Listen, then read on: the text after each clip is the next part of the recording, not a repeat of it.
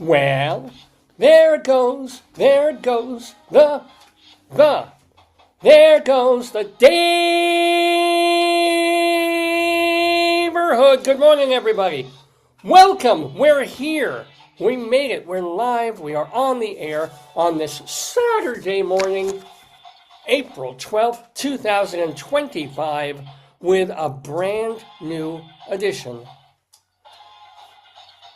of the Dave's Gone By Facebookio, Podcastio, Programmio of the Stream with me, Dave Lefkowitz, with my darling and wonderful wife, and with not one, but two sloths that we're going to toss at the wall and see if they stick and if they start crawling down. Let me toss one at this wall. Let me see how this one goes, because you can see it over here. Okay, yeah. Oh! Whoa! All right, well, he's not on camera at the moment, but we'll get him. We'll get him. Here's another one. I want to hit Melvin G. Mintz over there, but I'm going to... How come he's so... Yeah, okay, he's a little too far over. Ah! There we go. So you'll see them gently coming down at some point. He's got some issues. Let's see. He may not take... Oh, boy. Oh, that's frightening. That's a bad rock climbing. This is... Oh, yeah. Oh, God, that's like the helicopter in the Hudson there. All right, hold it. Oh. Look at this one. Not good. He's got poop hands. Let's try this. Let's try. Wish me luck. Okay, Sloth, do your thing. Ow! Oh, no! Melvin! David! That's going to be a problem. That's a problem. I think I'm just going to leave that. Here, I got one more. I got one more. After this. Here we go. Do the back wall. Avoid Mel. Yeah. That's difficult to watch. All right, gonna go back with this one. Ha! Oh, almost. One more. How many of these do we have? Put your lasers on when you do it. Oh, wait, yeah, I've got my Jewish space lasers. Look. Wait, hold on. Okay. All right, here we go. 1, 2. Maybe it'll help. Listen, okay. Guide him. Give him some energy. Let me charge the sloth. Okay, good. All right, here we go. I'm not feeling good about this one. Let's see. We have one left. No. This one maybe. This one may have some juice in him. Here we go, Slothy. Wait. Oh no, what? Ha! All right, okay.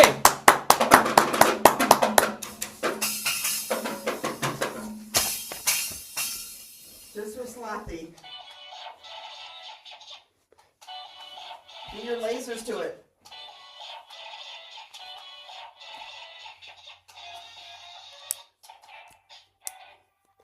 It's like SOS signals. Now, if you're asking yourself, what the hell am I watching? This is the Dave's Gone By Podcastio of the Air. Yes, if there's any sound that should go with this show, it's the sad trombone, my friends. Because we've been doing this for 22 years, God help us. And I do wish God would help us, certainly this year. But it's a mix of humor and talk and nuttiness. And sometimes we just go randomly off the cuff, and we do have also segments that we do on most episodes of the program. It evolved from a 1-hour show on terrestrial radio. We were on college radio for a few years, and now we do this live on Facebook, Saturdays from 9 until noonish or thereabouts, just for funsies, just to get through, another week. And as my wife said, we were watching something this morning about this woman who is dealing in crypto and hacking and stealing crypto things, but she couldn't stop herself from doing these videos on Instagram or Facebook or wherever. And my wife is like, well, she's addicted. She can't help herself. She has to go on and do these videos. And then she looked at me and she's like, gee, I wonder if we know anybody who's addicted to going on camera and doing a show, whether or not he should, whether or not he has anything to say, whether or not there's any purpose to being on video, on camera, or saying a lot of things about nothing. And she's looking at me, and I'm like, no, I don't know anybody at all like that. And yet here I am on this Saturday, April 12th. Happy almost Passover to you. First Seder, I do believe, is tonight, today's Saturday evening. So we wish all our Hebraic friends a happy and a most healthy Pesach. As a matter of fact, we're calling this episode EXODUST. Okay. EXODUST. Because we're into this horrible year, but it is Passover, so we semi-celebrating. I don't celebrate, however, we do have two elements of the holiday that are crucial. Forget synagogue, forget the Seder. What? Talk to me. Behind your computer, your friends. Your friends behind your computer. Oh yeah, of course. We have those. I'm sorry. We have 3 or 4. Sloth just fell down. Oh, slothy. He fell off Mel. And the other one just fell off. Oh, so we have our Joyba ring gels, which are at this point are more precious than gold. Really? There's about, I think, 16. $16? So no, it's like 16 Remember of these. when you got them in our house and squirrels attacked them? Oh my God! It was like Tell. I don't remember it vaguely, but I remember the box was like, I think it must have been a raccoon. It couldn't have been a squirrel. Could have. It would have had to been a team of like 15 to 20 squirrels. It was a raccoon. Well, here's the story behind that. This is Or a cat could have done it. That'd be no, something. it would have been a raccoon or a squirrel kind of thing. Because these are so damned expensive. They were expensive a couple of years ago. Now they're insane. There's 18 Joyba chocolate-covered raspberry ring gels in a box, and they're absolutely delicious. Some people hate them, but if you like them, you can't live without them. They're amazing. But now, literally, you go into a store, and this, yeah. Let me ask you a question. Yeah. Could you get the generic or like a the company? That's what I'm asking. Like if you Trader go to, Joe's used to have, if you go to like any company that doesn't have, Oh, sure. The name, do they taste the same? But we never see them anywhere. That's the thing. You like, never. Remember Sprouts would have like bulk Yeah. candy, like maybe. Yeah. I mean, they were great. They were just as good or better than this. But nowadays, all you find, unless you go on the interwebs, is basically this brand. So, and now you want to get a box of these, that's fine. You will enjoy them. They're kosher for Passover, but you can buy them all year long. And they're about $7 a box. This is a box, it's less than a pound, God knows. It is 9 ounces, just slightly more than half a pound. And half of that, and that's packaging too. So we're talking about $7 for about 18 little 1-bite ring gel candies. So I don't want to pay that, right? So a few years ago, we were living back at my folks, and I was like, you know what? Let me go online. Let me see if I can get a deal. Let me see if I can get a big thing of ring gels, like 3 pounds, because they last a while. They get a little stale, but they're still tasty when they're stale. At least if you're me and you eat garbage off the floor. So I ordered them, and they deliver them, but it was kind of a rainstorm or something like that, and they also didn't ring the bell, or we didn't hear the bell. So they're sitting on the stoop for hours. And we go in the morning, we see the package there, and it's been torn open, and there's ants running back and forth all over it. And me being me, I'm like, okay, we'll just clear off the top couple of ring gels, and I'll eat the rest. And my darling and adorable wife and my mother both said, no, you're not even bringing that into the house.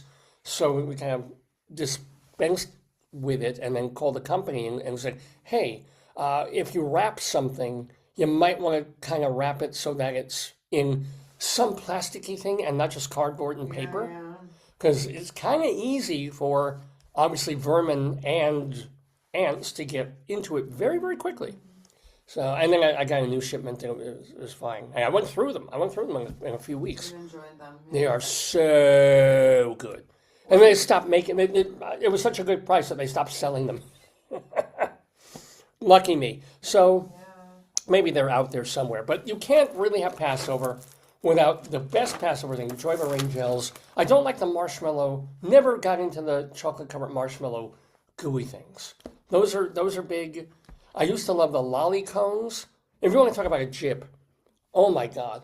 They had Passover lolly cones. I think Manischewitz made them and Streitz made them.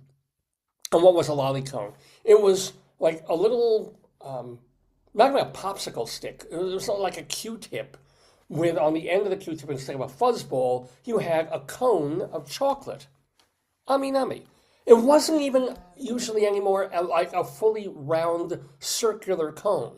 It was so cheap that it was flat on one side and just conical in the front. That's kind of a rip-off, no? And you get about like 8 of these things in a box, which is 8 bites. And again, it was back in the day, they were like $3 or $4. It was the biggest monetary jip in the world. Even though they were, and it wasn't even good chocolate, but it's chocolate, it's tasty, it's good. And for Passover, you were lucky. You know, I was growing up, Passover didn't have a zillion things you could eat.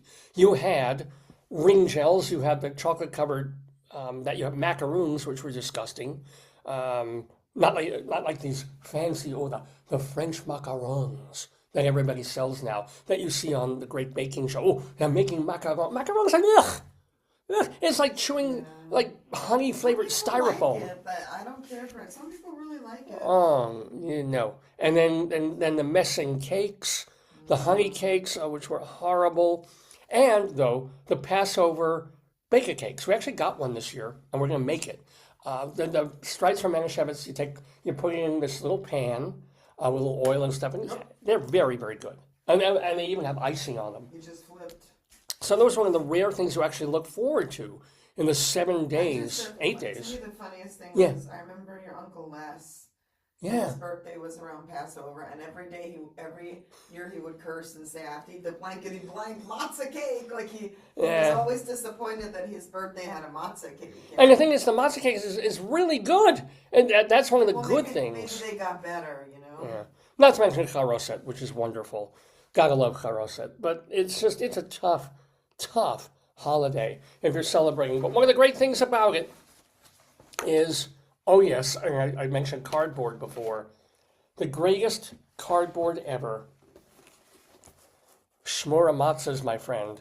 Handmade by middle-aged Jews whom we hope are washing their hands occasionally.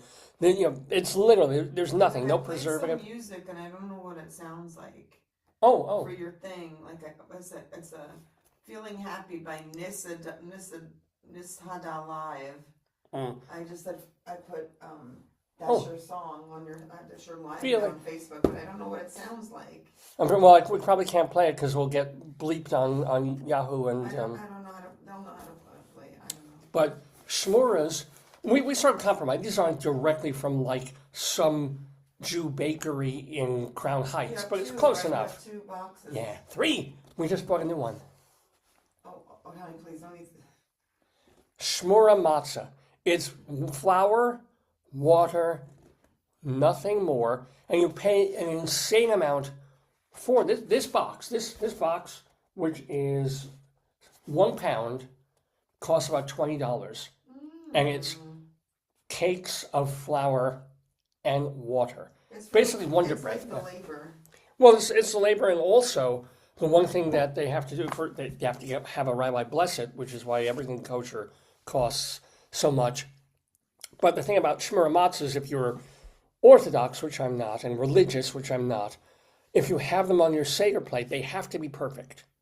You've got to get have so many, right? Yeah, so they throw like 5 or 6 in a box just in case 2 or 3 get a little cracked, get a little broken, because no, it's got to be perfectly circular with no blemish, no break in it. So they give you a little extra in the box just in case 1 or 2 get geschmucked, in the van and in the travel, because these are actually made in Israel. Yeah. In the van. What are you doing to ride around in a van? In the van from a lot, it's driving across the water. Probably from the factory, David. Oh, well, yeah, exactly. This is actually made, where is this? It's challah gemunium, whatever, made, it's for Passover, but it's used by December 2025. And what's hilarious is this is not the box we bought this, or is it? It might be. This might be the box we bought this week. But this could have been from a year ago, and it's still good. There's no preservatives. There's nothing. These things really do last if you keep them in a cool, dry place for annums. Well, we have the soft butter, right? Yeah, we got the spreadable Irish butter. Yeah. Yeah, they all do have liquid butter. I remember liquid butter. Was that ever a thing? It's a great idea, the squeezy tubey butter, which is kind of disgusting, but it's a great idea because that was one of the other great disappointments when you were a kid of Passover, the Passover holiday, because you would want to eat matzah. Matzah was good. Even the Horowitz, Margaretin, Manischewitz, classical factory stamped matzahs. The corporate matzahs, if you will. Corporate matzah? Oh, like the square one. Yeah, the square one. And some people like they make they make matzah bread. They make chocolate. Like some people use it to bake. Yes. Like to bake. The saddest thing to me. Yeah. We should get you some shredded cheese. You can make pizza. Oh yeah, well, absolutely. We could get you some chocolate spread like Nutella. Yeah. Or something like that, and we could get you some cheese. You can make a matzah separately. Pizza or Nutella, something like. Yeah, because the thing about matzah is even the as I said, the corporate matzah is tasty, especially on Passover. It's got a nice flavor. It sound like every company has like a drawer with but the corporate matzah, like where's a suit? I can't talk now. I have to go get my lunch. I have some. But I grew up with breakstone butter. Breakstone in the tub it's butter. hard like a rock. And you're literally chiseling it out of the tub. You have to take like an X-Acto knife. You're lucky you didn't hurt yourself. To get the butter out of the thing. And now that's okay. You get the butter, you got to scoop them in. Now you got to put it on this incredibly delicate, crusty, baked thing. Yeah. It smashes into a million pieces. You take a butter knife, you start pushing this hard butter. The other square matzah are harder than this too. So no, those hold together. This one. Those are like concrete. This one's delicate. Yeah. It's very delicate. You should let the butter out and get room temperature. Yeah, and then the brilliant idea is that you do that, or you melt the butter a little. You put it in the microwave, and you wet the matzah. Ugh. I wouldn't do that to shmura, but if you do this to a regular old-fashioned matzah that you probably have in your closet if you're Jewish right now, you take the matzah, and if you're going to have it with butter and salt, run it under the tap for 10 seconds. Yeah. Get it wet. I kid you not. It won't get mushy? Well, if you run it under for like 2-3 minutes, yeah. But if you just get it, a little soft. Maybe once you get a spritzer. You could do this. Yeah. You could probably do that with oil too.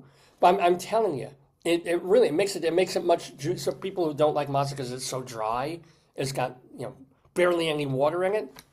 Sprinkle it with water, butter, salt, voila. And now that you have the option of getting softer, spreadable butter, instead of and what my mom used to do, and especially when you had to have it with meat and things, was margarine. And I'm sorry, margarine is just not butter. Margarine is okay. Margarine, like everything else that Jews replace one thing with another. It has oil or something. I don't know what's margarine. Here, let me look. What is margarine's fat? How does margarine compare to butter? It says butter is a dairy product, saturated fat, made from plant-based oils. Mm. Let's see. Well, butter, yeah. Cream is spreadable. And then because my mom just got tired of trying to spread rock hard butter on this fragile matzah. Margarine has trans fats. That's what make it sloopy. Yeah. Mm-hmm. But it tastes like margarine. It doesn't taste like, I can't believe it's not butter. No, it's not butter. Believe it. I'm telling you. The sloths are very excited about this whole thing. They're climbing down. They're coming down. So yeah, it is that time of year, ladies and gentlemen. So most happy Passover to all of you here in and out of the Daverhood. Oh, get the space lasers going. Here they are.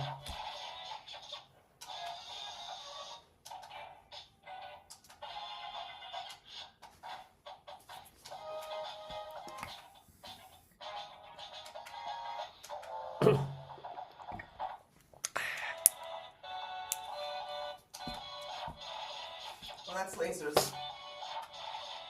Oh yeah, look. Well, I can't make them pulse. They either go on or off. They don't do like the like the. No, they're not lasers. They're just light bulbs in a little toy. Yeah, They're really not real lasers, honey. I didn't want to That's a shame. All right, let me get these off my fingers from. No, that's fine. It comes on. It comes on and off. I'll fix it. It broke. No, it's I broke it. All right, here we go. Thank you. Carefully. Okay, thank you very much. It's normal. If it happens. Oh, there's nothing normal about anything that I do. I don't know what that song is. Anyway, let me tell you what's going to be on this. I told you the show is complete madness, but it's good to talk about Passover. We will talk more about it because since it is the holiday of Passover. I just when there's a delay, you're calling it. Here's Rabbi Sol Solomon is going to be with us on the episode today. Rabbi Sol, he's been with us since our very first show many, many years ago, literally many, back in 2002. Rabbi Sol does a lot of our interviews. Rabbi Sol does rabbinical reflections, his little sermons. But today, he's here to do one of our regular segments called Stories. Yay! Story Time. Thank you. Why don't you take the kids for story time? Oh, yeah. He'll be reading to our Passover latke. Hello. As well as, thank you. Our more of our happy latkes. These are basically for Hanukkah, but we're letting them partake. You get what you pay for less than $5 at Target. No. And of course, latke in its nascent form. Oh, boy. Beautiful potato. So I will be Rabbi Sol Solomon will be reading to them from a Passover book, ladies and I think the numbers look way better, bigger. Look how nice they look. Very nice. I only wish they were a little bit more shiny. And I know, you could put bows on them. I don't know what else we could do. But maybe I could do glitter, but that'd be messy. Oh, no. That'd be messy. Do not bring glitter into this house. I don't know what to do. We can put bows on them. We can have fun with them. This is the first day. What my wife is referring to is she made. It's much more eye-catching. Oh, yeah. Yeah, it's much more proportional. She made these numbers. Well, we got this for $2. We got them. Yeah.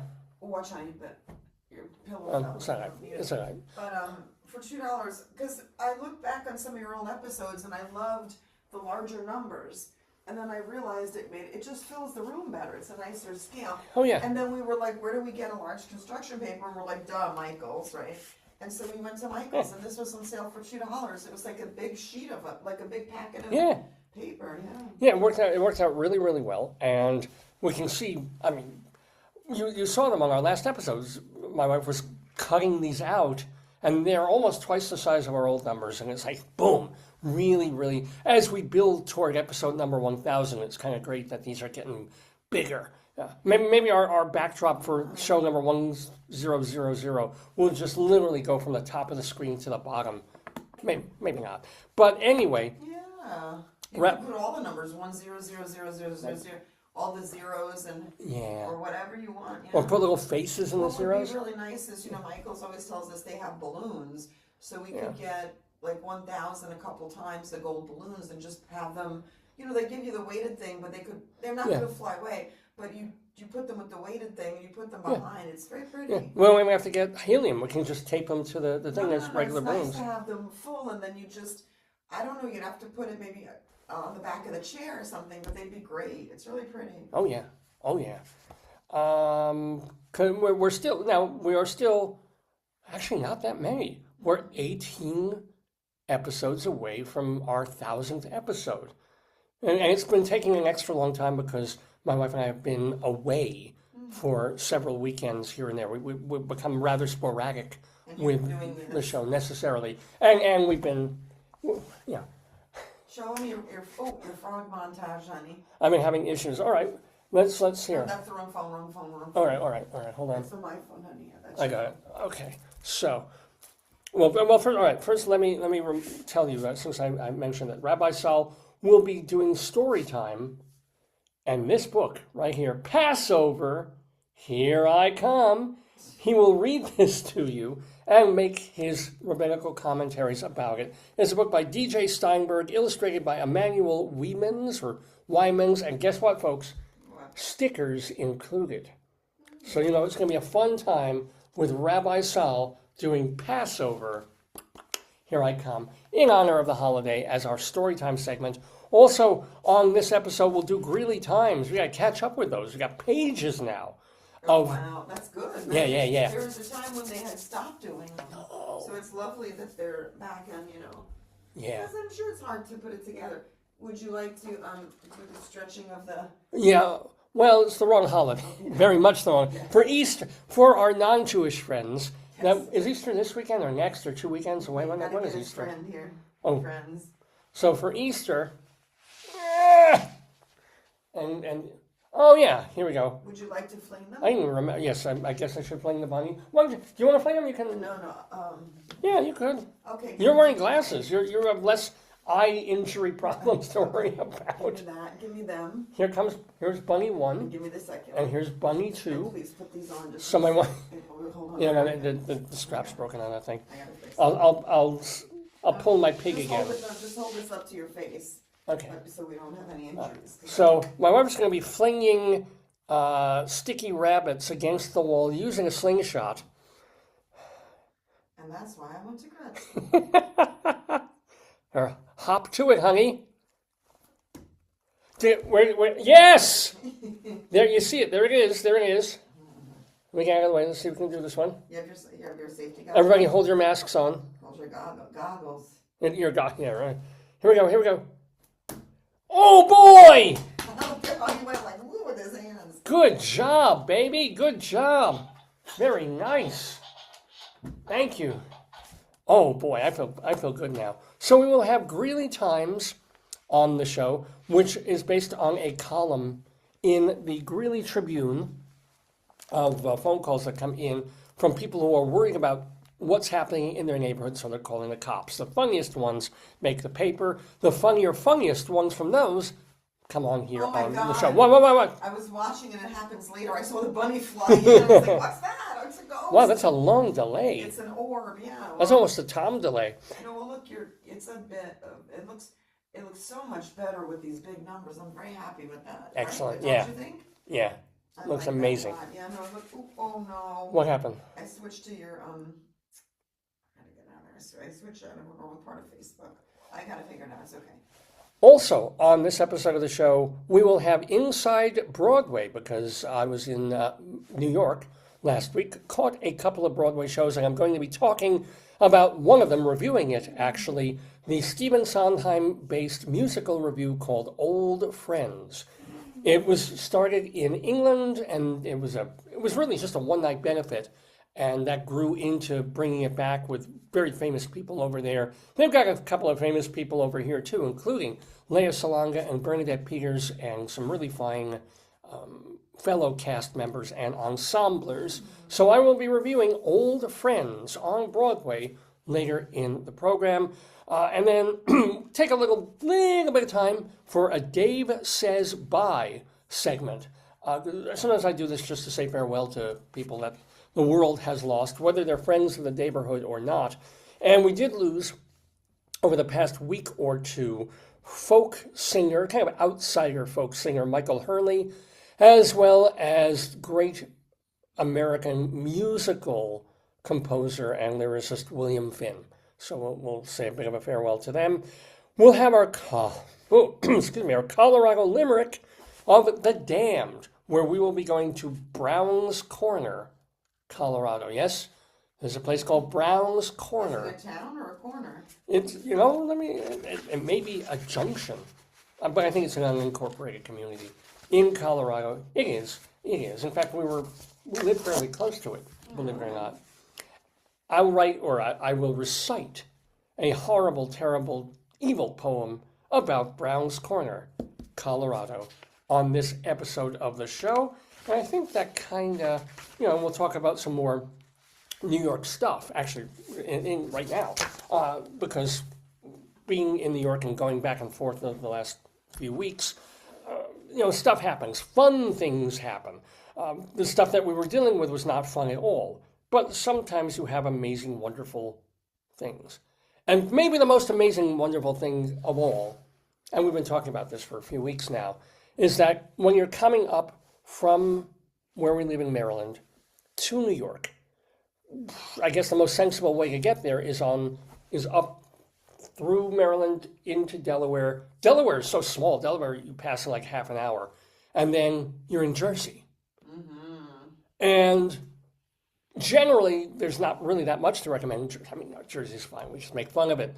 But oh boy, Germany. Jersey. That's Jersey. where you got the Jersey has rest stops. Show them the map. Do you have the map? Oh, I don't know if I have the map, but I've got It's a the picture. Look at the pictures. It's a map. You wait, have the red and white map, the toy map. It's yeah. Yeah. Hold on, I'm just trying to go through all these pictures here. It's somewhere on here. Give it to me. Yeah, I'm just flipping through photo after photo after photo here. So, Well, that does look like you're having a heart attack. You gotta talk about that. yeah, well, I will. But let's get to No, you want, hold on. specifically, since it's the Passover holiday, and this was the second plague. I'm looking for the thing. Yeah, the plague of froggies. Well, frogs can be a blessing too, because when you are on the New Jersey, here it is, thank you, the New Jersey Turnpike. Do the dance. Do the twerking. Is it twerking? Oh, I can't. It's just more than twerking. It's this weird, yeah. One reason to stop at some of the rest stops on the New Jersey Turnpike is not the fact that you can get Burger King. I think we have to get a sloth trough because they're all falling. Oh. The bunnies are mixed in too now. Look. Oh, that's a problem. Yeah, the bunnies came down. The bunnies are coming down real quick. There's one. They're lighter than the sloths, but. So, if you go to these stops along the way, you might want a coffee. Obviously you want to use the bathroom. That's what it's for. And some of them have pretty weird names of these rest stops. I mean, some are very, very sensible. There's a Thomas Edison rest stop, Edison, New Jersey. The Wizard of Menlo Park. I mean, okay, I get it. You got James Fenimore Cooper, the author of Last of the Mohicans, Jersey-based. I'm assuming who else? Who else is? I mean, Grover Cleveland. You have all the names in there. Look at the red thing. Look at the red one. Yeah. Oh, yeah. That's right. I've got it here. You got the map. Yeah. You got, and I'm sorry to say this for my wife, in front of my wife, Alexander Hamilton, Vince Lombardi. He's got a rest stop named that. Woodrow Wilson has one. Richard Stockton, Molly Pitcher, who is based kind of on a real woman, but is actually a composite. Yeah, like it would be like saying a Florence Nightingale, not for her, but for all nurses. Like it's a. Pitcher was a helper in the American Revolutionary War. A female helper, stoking the cannons when the men were wounded. Except that she was based on a composite of a bunch of women like her. The Walt Whitman rest stop. He has not only a mall, a lot of action there, yeah. but he's a rest stop, and Clara Barton, the nurse. So they've got these what used to be toilet stations, but now they're glorified. Really. They have toilet. We have. Oh, here wants to. Well, I think years ago. A lot of time on the Jersey Turnpike. No, this is what got into my ring gels. No, and that's what happened before they had the frogs. And you have on my phone, you have pictures of your other competing frog too. Oh yeah, no, I'm getting to that. I'm talking about the frogs as we speak, because back in the day, I guess you stopped at a rest stop and it was like a gas station restroom.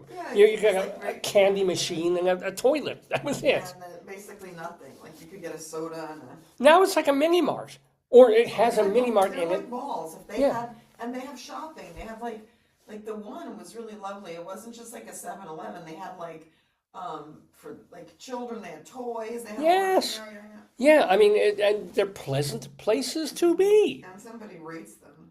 Yeah, well, then people go on and say, this is the best one to go to because they have got Chick-fil-A, which I will not stop into, but or this one has Shake Shack, and I will do a Shake Shack or a BK. We like the hamburgers and stuff. We like different things. Yeah, and what's the other? They have now Panda Express. Like they have an airport, so they have a Panda Express in some of these rest stops. They do, and they have the squishy panda. Which but I think you have to buy them. I don't think they just give you it like a toy. I think you see it, and if you want, it's like $15 for one of those stupid little pandas in a cup. I know. No. If they give it to you with like a happy, like a kid's meal, or as they would say, a happy mirror, a present mirror. Here, have a panda. Then sure, I would be thrilled. But not if it's suddenly a toy you have to buy. So no, thank you. And most of them have a Starbucks or a Dunkin' Donuts. But the reason to stop into some of these rest stops, as opposed to every single one of them, is that many of them on the Jersey Turnpike, when you walk into them, and I've shown you this, folks, is that they have in the front of of the whole thing, front doors, right when you're walking in, at least one, sometimes two. It's getting very, very rare to find two now. Let's be I know. Garbage frogs. Lime, beautiful, iridescent green frogs with open mouths for children's garbage. This makes me so happy. There's no good reason this makes me so happy. But when you're traveling, and generally we haven't been traveling for happy reasons, and you stop and you have to pee and you're hungry and you're tired and you're crabby and this and that, and then you come to the front door of this travel stop, and this is what greets you. Well, I don't think it does anything much for my wife, but it changes my day. Yes, you love it. It makes, I get to pose with them. You run to them, and other people point while you're taking pictures, Because they're known. They're so wonderful. And we have so many, I'll get back to that one in a mo. So every time we have to go back and forth from Maryland to New York, and we're not dealing with Amtrak for various reasons, I stop by and pay homage to the New Jersey garbage frogs, which, of course, immediately I'm thinking, I need they're one. Called the garbage frogs. I think they would be not called the garbage frogs, but I understand. If the Egyptians had a plague of these, they would never have let the Jews go. They're so cute. They're so, look at him, so happy, so lively. And this is me holding up one of these fellas that I purchased. And this may or may not shock you, but if you wanted to buy one of these big plastic sanitary or janitorial frogs, and the price is about $650. Whoa. Why? Wouldn't you just love this on our front stoop? But I think they're like an industrial grade, So here is one of the rest stops that has two of them. This is exciting to me. And what I really feel bad about when we go back and forth and back, here's another one. Something wrong going on there. And that one happens to be the Molly Pitcher. Molly Pitcher apparently has one frog, not two, but at least she's got one. See them right there. They're so visible. It's like you can see them from the highway. It's the color because everything in the place is like a natural brown or tan, and then you see these pops of green. Well, and here's one. Just so happy. Just so. But I do. I don't know what's going on there. Oh yeah, no, those are older ones. You have a lot of. Oh yeah, I'm just scrolling. I am just scrolling. Want to show the new frog? You found another frog? Well, I'll show that in a minute. But this was Molly. Oh, I forget even which one this one. This might have been Whitney Houston. Yes, there's a Whitney Houston one rest stop. But when we have a driver because for two people, sometimes Amtrak is just not even quite worth it when compared to just getting a lift back and forth. So we use this marvelous service. Actually, we've talked about them on the air. We had the owner, Marion from Next Destination Travel or Transportation on here. And we get a couple of wonderful drivers who take us back and forth from New York to Baltimore. And it can take anywhere from like 3.5 to 4.5 hours, depending on traffic. And at this point, I can literally sense the driver groaning when it's kind of like, we're coming to New Jersey. I think they enjoy it. I think they do to an extent. And then it's like, because they have to go and get gas. I mean, you got to get gas at a gas station, right? Oh, true. They know they have to stop anyway. They have to pee. They want to get a beverage, a little snack, and use the wee-wee room. But it's kind of like, we're suddenly like, okay, which? Because it wouldn't be as fun if I had just a basic list of like, this one has two frogs, this one has one, but this has no frogs. We do, but sometimes it changes. 2 frogs become none. Yeah. We have one that was 2 frogs that became none. But there's an excitement in not having that all pre-planned. Of like going back through our phone and going, wait a minute, does Walt Whitman have frogs? Well, women, let's go. And then the driver will go, okay, well, we'll pull over. We'll stop here. Yes, go take your picture with your frogs. I mean, I get it that they enjoy it momentarily, but then I'm on it for like half an hour. It's like, next sign, rest stop, 5 minutes, frog, or 5 miles away. You just scream that all the time anyway. I do when we're in Delaware. I'm like, where are the frogs? You scream that in the supermarket. I do. When you're not screaming Utz. But it is a moment of joy. It really, really is a moment of joyfulness. And then when we're in Queens, there is like a bar, kind of a rib place, I guess you would call it, that has, and I don't know why this is. We don't know what it's the logo for. We couldn't figure it out. But I never went in. Yeah, I don't even remember the name of it, but we pass it all the time. It's like, I think, I don't even know what it's like, but some kind of like, it's like a bar and grill, yeah. But this is their mascot. This is their... I think they're advertising some kind of drink or something. It's like, Cokie. Cokie the Frog. So I've taken a picture with him from outside, but we've never been in the restaurant yet. I think that's our next destination. If we're ever there for more than a day or two, well, I'll just be like, okay, I promise to buy food here if you let me take 100 pictures with that frog. I think you can...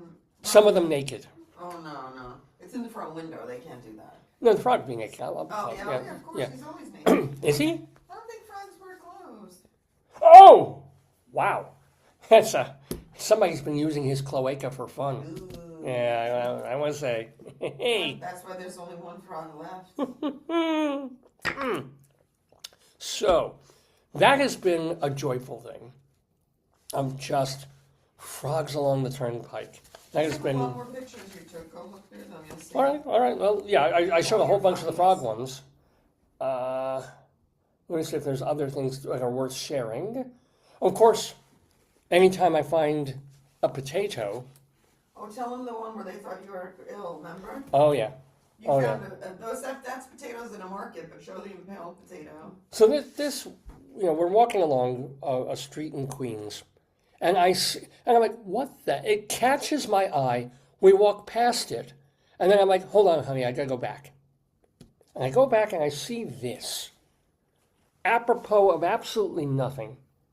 And I'm wondering, because it kind of looks like a pear, or maybe an old yellow apple, but no, it's a potato with a toothpick stuck in it. Mm-hmm. Nobody's near it. I think something probably fell out of someone's bag because it was 2 blocks or 1 block away from the supermarket. Yeah. But it was near a bar, so I think there was some kind of event that happened at the bar that... Oh, it was close to... No, it wasn't even near St. Patty's Day. This was like a week or two ago. No. I don't even know. And then, so I see this, I'm like, honey, it's a potato. Yeah. Which is enough to make me stop, like in traffic at a 60-mile-an-hour highway. If I saw a potato on the road, I'd be like, potato! But we're just walking along, we see this, and I'm like, what could this possibly be? What does it signify? Show them the one where you're touching yourself. You're going to rephrase that, yes. So here's the deal. I see this and I notice that this potato has been stabbed through the heart, through the peel, through the starch, with this toothpick. I'm like, who does this? Who murders in cold blood, cold starchy blood, a potato? Mm-hmm. And meanwhile, there's nobody coming to help. There's no coroner. There was an ambulance parked like a few feet away. So this is what happens. I get down on my knee to offer condolences, to pray for the soul of this stabbed potato. And then... Well, you clasped your heart and you fell to your knees. You fell to your knees. Which, not realizing that really just down the block, like... a few feet away. 100 feet away, there's... Like not Hutsulla, but some sort ambulance. of an ambulance. Ambulance. Yeah. And these 2 guys in their full ambulance gear are staring at, well, I would say staring at us, but they're staring at me. Yes. And I get up and we start walking towards them. Yes. And they're like giving us weird, smiley sort of looks. Mm-hmm. And at this point, since they're seemingly wanting to engage, I said, there's a stabbed potato over there. Yes, you said that, yes. And what did the fireman tell you? He said, I'm very happy to see that. He said, when you, David, you know, the man dropped to the ground on his knee, clenching his heart. We thought he was having a heart attack until you pulled out your phone and he kept saying, "Take a picture, take a picture." Then we knew he was fine. Yeah, only that. First, I thought there's a middle-aged old guy, yeah, sinking to his knees, clutching his chest, going, wailing. Yes, yeah. And it wasn't until and then they thought, well, why is she taking out a camera instead of calling for help? Yeah. Or maybe they thought, oh, she's dialing 911. No, I was like, and you were telling, take my picture, take my picture. And then they probably heard and saw that. You were screaming that to me like you always do. Yes, and so the fire people were like, oh, they're okay. I don't know if they looked at me and used the word okay because under the circumstances. That everything was fine because you were taking pictures and he was laughing. So yeah, but they were watching. But I was upset. I was like you're paramedics. There is a potato that is obviously. He said, I'm only trained to work on humans. I've not had a course in treating potatoes. That's what he said to you. This is true. He said, I can't treat potatoes. Yeah. Although if you get a doctor there who does tuber ligations. Thank you very much. Oh wait, we haven't done the world's tiniest violin. Here it is. This is like the sad violin noise. So let's have this a moment of sadness for the stabbed potato.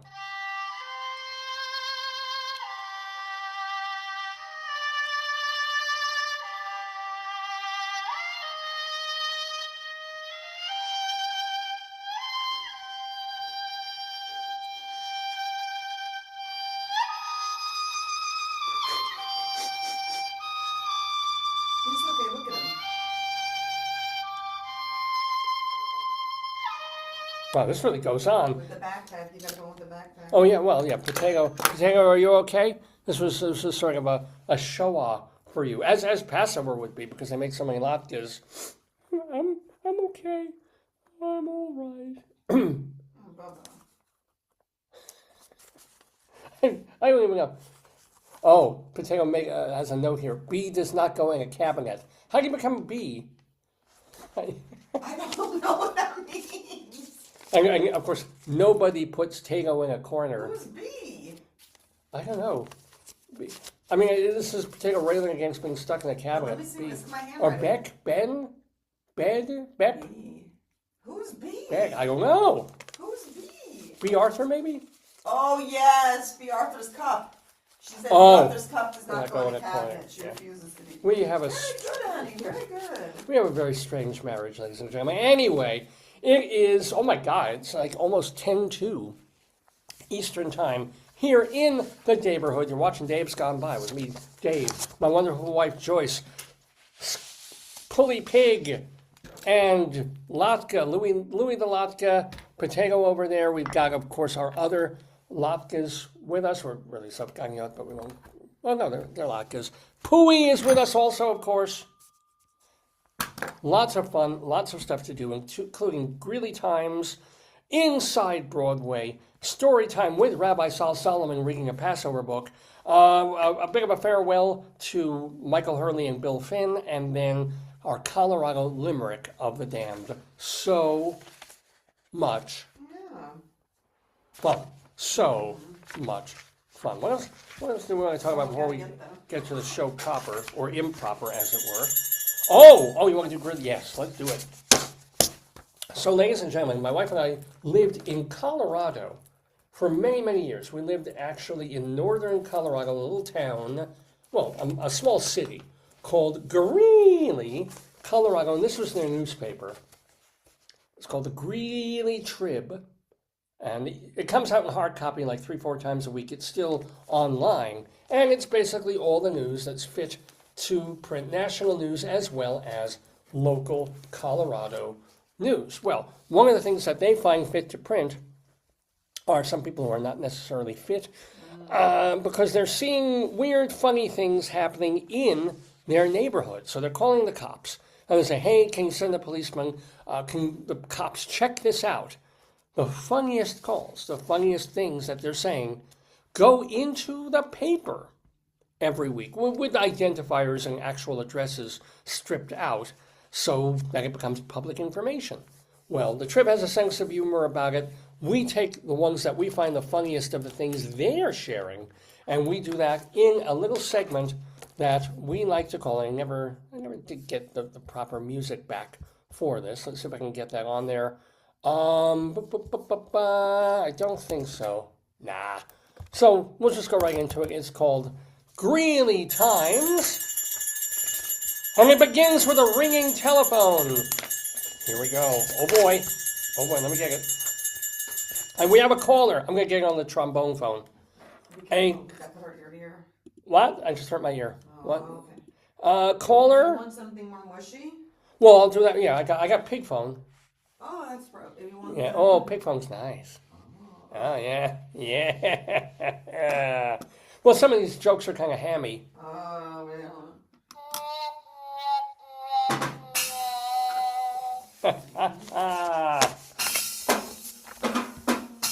You know why it's so hard to get to a bacon factory? Why? Because there's no parking. Yeah. All right. A caller at a park on Glenmere Boulevard. Okay. Oh, yes. Hello, caller. Said that.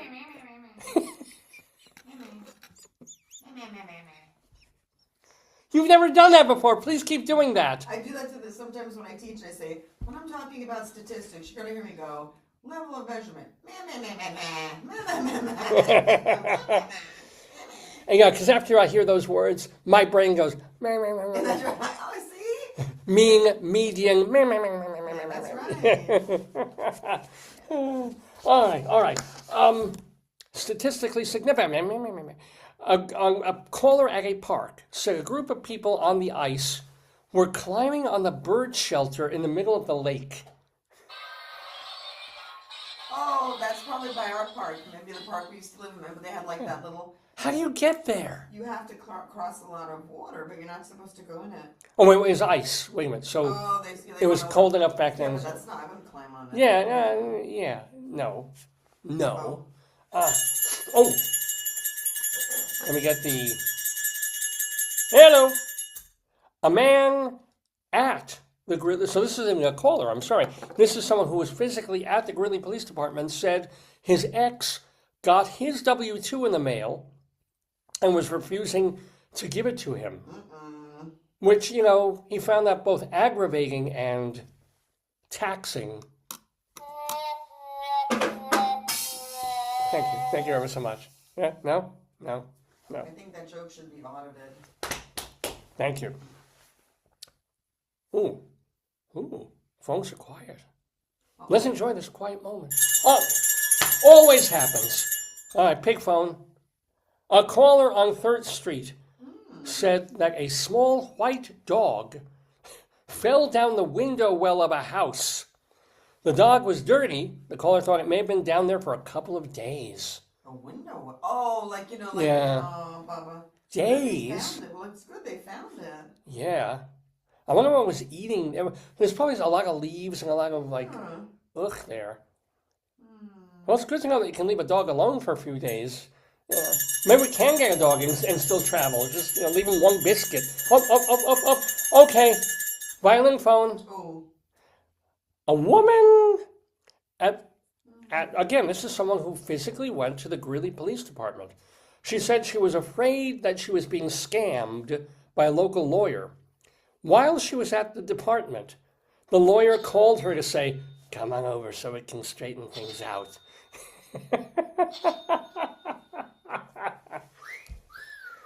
I'm like, oh, all right. That seems kind of scary. He probably sensed that she was at the cops. He said, come on by, we'll work it out. Come on, honey. Sit I'll knock a couple of zeros off the fee.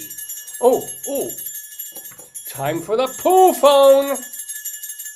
All right, Where are you? You don't say. What? Oh, you don't say. You don't say. Huh. What don't they say? Oh, you know the old joke. And so, it's classic. It's like Three Stooges material. It's You like, don't say what? it's like, you don't say. You don't say. You don't say. And then, who was it? They didn't say. But seriously, a caller at the Greeley Mall said a teenager mooned him as she walked into a restaurant with a group of friends. The caller added that the group had parked. When the group was walking into the restaurant, they had parked in a handicap spot. Oh, potatoes hate that. Potatoes hate when they park in a handicapped. Yeah. Okay, Bad. I told you I was outside that Starbucks and that the guy came out, he was mad. And like the lady was like parked in a place where she shouldn't have been. She parked in the cross-hatched place that a van with accessibility needs to open to get the ramp out, and it was bad. I was afraid. I was like, oh god. You're afraid he would lose his temper and like smash a window? No, I didn't know what was gonna. I didn't like it. I was like, oh boy. Yeah. I was like, I'm just waiting for my coffee, people. Let's not. My tea. Yeah. Well, I doubt the man would complain that the girl mooned him. He probably would have enjoyed. That part he probably liked, but when he saw the handicap spot taken up, that's when you get kind of mad. Anyway. Ooh, another caller. Oh, I got the gel phone. Check it out. A caller on 6th Street Road said that officers were at her house earlier when she wasn't home. So she wanted to know if they were still looking for her and why they took her dog. Oh, God. I think they weren't real cops. It might be the animal police. Maybe that was the dog that was down the window well. No, maybe it's the animal police. What do you call them? Oh. The dog catcher? We used to call it as kids. I don't know what it's called really. Yeah, animal control? Yeah. Something like that. Yeah. Anyway. I mean, they probably went to... That's weird. Well, I'm sure it got her barking mad. Oh, another... My God. I'm going to take the... What is this? I'm going to try taking the call on this. I have no idea what it is. Hello. Now, hon? Yeah? This is not the vortex. This is not the Bermuda Triangle. 7th and 6th? 9th and 9th. Ooh, So we're close. Said a man... This really belongs on 8th and 8th. A man dropped his pants... Oh, wait. and exposed himself to everyone. He showed his tiggly too. What did you call it? The jingle hopper? Remember you I didn't call it. You know the story. Who was the grandpa? The grandpa was... It was either a father or a grandfather and a child, yeah. 7, 8-year-old boy, maybe a little younger. And I'm in the bathroom. It was like at that pancake place we used to go to. Yeah. And so I'm washing my hands, which, I rarely do when I go to the bathroom, but this time I decided to. And I hear behind me and kind of see through the mirror thing that there's an older guy with a young kid, and they're standing at the urinals. And the father's giving the child advice on how to properly, pee like a man, use the urinal. And he's like, now, I swear to you, the father said, now be sure to hold your jingle hopper. And it was all I could do to control. It was all I could do. I like that. I think that's a sweet name. It's adorable, but it's really cute, And I happen to be holding my jingle hopper. Like pee or wee. Like it's more like. It's hilarious. It's wonderful. And I'd never heard it before. But hold your jingle hopper. And of course, when we went back into the restaurant, or I came back to the table. No, you were yelling it when you left the bathroom. Hey, honey, there's a man in there who's talking about a jingle hopper. Because you didn't realize how loud you talk. Yeah, there's a man in there. He's with a little boy, and he's telling the child how to rub his jingle hopper. It's like, call the cops.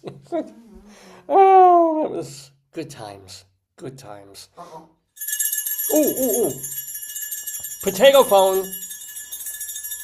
A caller on 67th Avenue said she ran into a tree in her car and the airbags didn't deploy. However, she was not injured in the crash anyway. So she's calling the cops to complain. That the airbag, but maybe what happened was I think it's if you go under a certain speed. I don't know a lot about cars, obviously, but I think with the airbag, you have to be going a certain speed or certain impact. Or the impact has to be a certain, yeah. She was just telling them that, Okay, and she's lucky. Because if the airbags had deployed at that speed, she might have broken the rib. Yeah, I think but you have to report this, though. At least that's a real thing. I mean... Yeah, no, but you called Toyota. I guess you have to call them and tell them she went into a tree. Yeah, right, It was an accident. That's normal. That's the first appropriate call we've heard in, 15, 20 years? Yeah, but, when she was driving, she was holding her husband's shingle hopper. So oh yeah.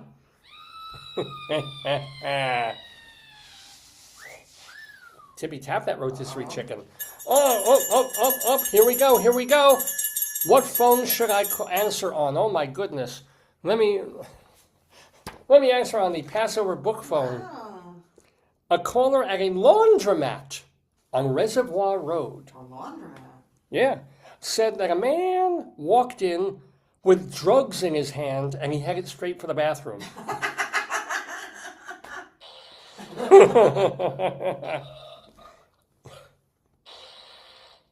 And maybe he had to go to the bathroom. Oh, he may have had to go. It's like straight in. Mm-hmm. And she said to him, "Is that all?"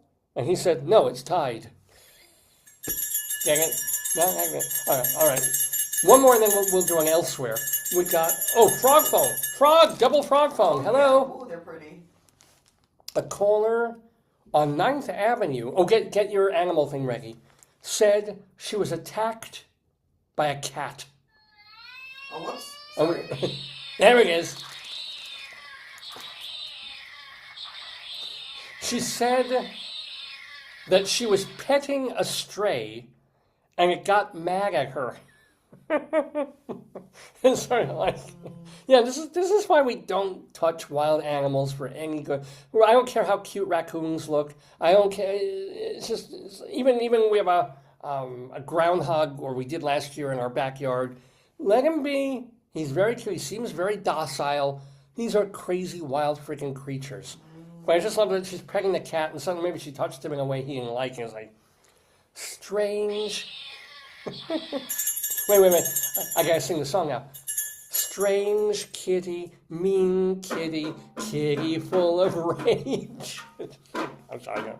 All right, let's have an elsewhere.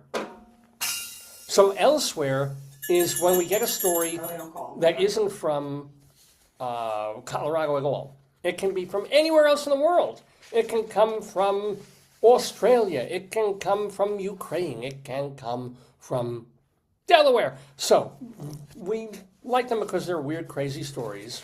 And let's see what's happening in the news, ladies and gentlemen. We go all the way, and thank you for you finding this one, to Peru.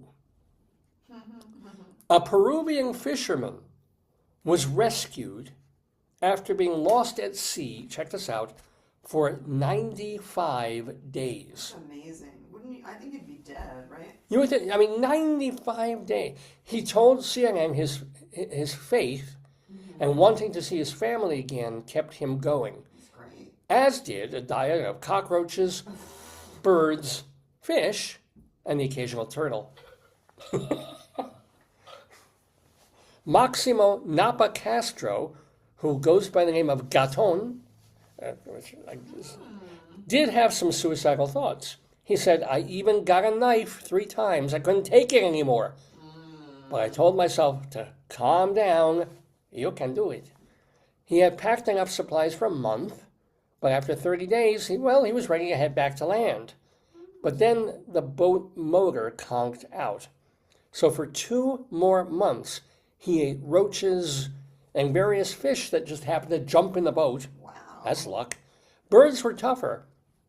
What he would do is he would see a bird at like 1 or 2 o'clock in the morning, and when they were sleeping, he'd sneak up behind them with a club. Oh my God! Oh my God! Wait, I don't think we have a club one. Wait, just take anything. No, this is beautiful. This is a quote from the story. He'd sneak up behind them with a club and pop. Oh God! Is that what it says? Yeah, he said pop. It's like That's the bang. bashing its head with a. And when he caught a turtle, it wasn't even for the meat. He just he needed the blood. He had Oh yeah. God! He needed a beverage. Oh jeez. Hasn't he heard of Snapple? No, he was very lucky, though, because he still had a working soda stream on the boat. Oh, wow. If you've ever had fuzzy blood, Oh, God. that's not bad. People eat blood sausage, blood pudding, blood soup. Oh yeah. Yeah. I was going to make a teenage girl cunnilingus joke, but I won't. Oh, okay. But finally, on the 95th day at Gaton was stranded, he heard a rescue copter calling, "Gaton!" An hour later... It was him. How did they know that? I guess he'd been missing. They know he's somewhere. They know. I guess he took the boat out and never came back. Why it took them 95 days to find him, I don't know. Did nobody miss him? Like, hey, where's our friend? Oh, he's out there drinking turtle blood. Not a very popular fellow then. An hour later, the boat came. He was saved, and he says he realized more than ever that, quote, "We put our hands on our chests and fill ourselves with love and give love. That is what we need here on earth." I like that. So rather, kind of a profound ending to the story. What we need here on earth, fill ourselves with love and give love, unquote. Drink turtle blood. I guess he's never listened to this show. all we give is rage and hate, but comedy too. So there you go. So congratulations to Gaton for his survival. And you know what? Since you're here with me on the show today, I'm going to dedicate this one to you, because this is another elsewhere story from Milwaukee, Wisconsin. And as a devotee of murder mystery TV series, my darling and adorable wife is very familiar with all the ways people can taint food and beverages. Arsenic, Oh, God, yes. ground peanuts, nightshade, all the things that they do on these shows. Here's a new one. What A worker at Wisconsin State Fair Park stands accused of tainting his co-worker's soda Oh, no. with Gorilla Super Glue. How do you, that stuff is stinky. Wouldn't you smell it? I guess you would. And soda. The victim realized this. But honey sinks to the bottom. Wouldn't it sink to It the would, bottom? or it would harden. Well, I guess it wouldn't harden up. It would sink to the bottom like honey. Yeah, right. I don't know. The victim realized her cola had been contaminated, quote, due to the strong chemical smell and taste. Which, but you're used to if you're drinking Coke and Pepsi anyway. But if there's an extra strong chemical smell and taste, somebody's been added. After drinking it, she became ill. I can't believe she could physically drink glue. And by the way, the article notes that she did not consent to anyone putting anything in her drink. Does that not go without saying? Especially glue. I think like an ice cube, but not glue. Yeah. No, I would like my caffeine-free, zero sugar. Can I have it glue-free, please? Yeah. She sensed these contaminations had been going on for a while, so she set up can't talk. So this woman who was poisoned set up a surveillance camera, and she caught Joseph Ross wearing latex gloves, squeezing a liquid substance from a small tube with a white nozzle. Who saw that? She in other words, he knew he was tampering with her stuff. So she set up cameras. yeah, but then why would you drink it? Yeah, that's a good question. If you saw the guy like. Maybe after she drank some, he did it again. Oh yeah. Ross is now facing a $10,000 fine and or 3 years in prison.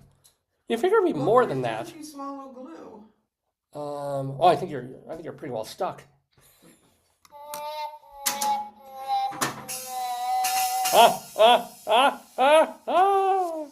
One more. Let's do one or two more of our classic regular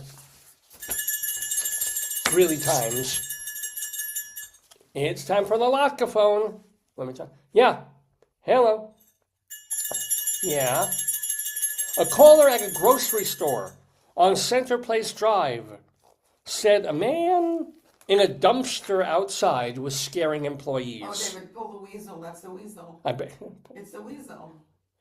Oh, where is... Yes. Do you have him? Where's Wheezy? Okay. Wheezy! Thank you. Wheezy. I'm going to pull my weasel on camera. Just pull him up. And hold him up. No, hold him on there.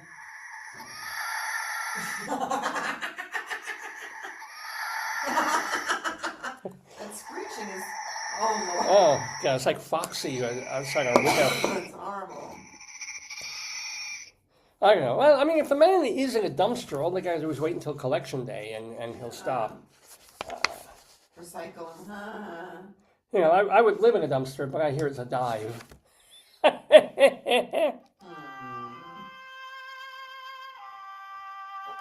A caller, one last one. A caller at a grocery store on 35th Avenue saw a drunk man chasing a teenage girl around the store.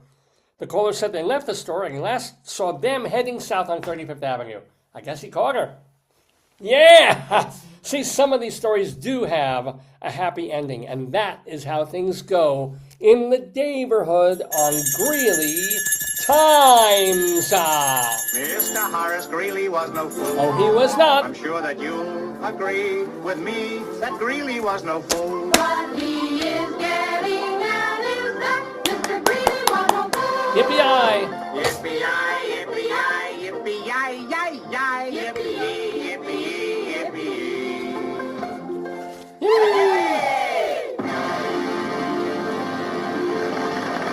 So, ladies and gentlemen, it is 10 after 12 in the morning, Eastern Time, here in the Daverhood. You're watching the 982nd episode of Dave's Gone By with me, Dave Lefkowitz. My darling wife is here. Latka's here. Another potato's here. More Latkas are here.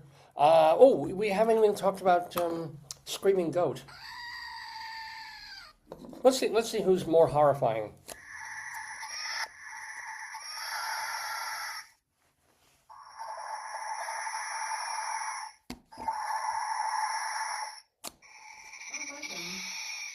Oh God, they all have screeching. Kind of horrible. We have more to do, much more to do, on this fine April 12th morning. So we've got our Colorado Limerick of the Damned coming up. We've got Rabbi Sol reading Passover. Here I come. We also have, what do we have? We're going to go inside Broadway, and I'm going to review the Broadway musical review Old Friends, dedicated to Stephen Sondheim, and we're also going to say farewell to Michael Hurley and William Finn. So yeah, we got some cool stuff to do. Saying goodbye.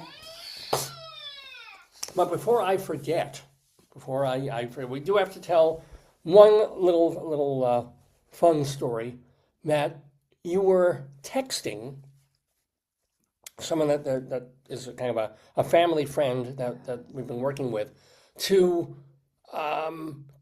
purchase some goods. We're going to help. We've been doing that, to help family things and buy some stuff, and we're reimbursed, but send it over. And do you want to tell the story, babe? You say it. You're in the Well, I don't quite remember the. So I was trying to type the word sweatpants, but what happened? When we typed it, or were you speaking it? No, I typed it and it corrected it. Yeah, her cell phone, while she's typing these things that, can I say for who it's for? No, just say, don't even say it. We're just typing these things, and I mean, and it's stuff like cheese and, maybe liverwurst and size whatever sneakers and sweatpants. Mm-hmm. Okay? I don't know why. Mm-hmm. I don't know how. My wife doesn't know how. But she tried to type sweatpants while she's, texting this to our mutual friend. And instead, her phone corrected it to what? Poo pants.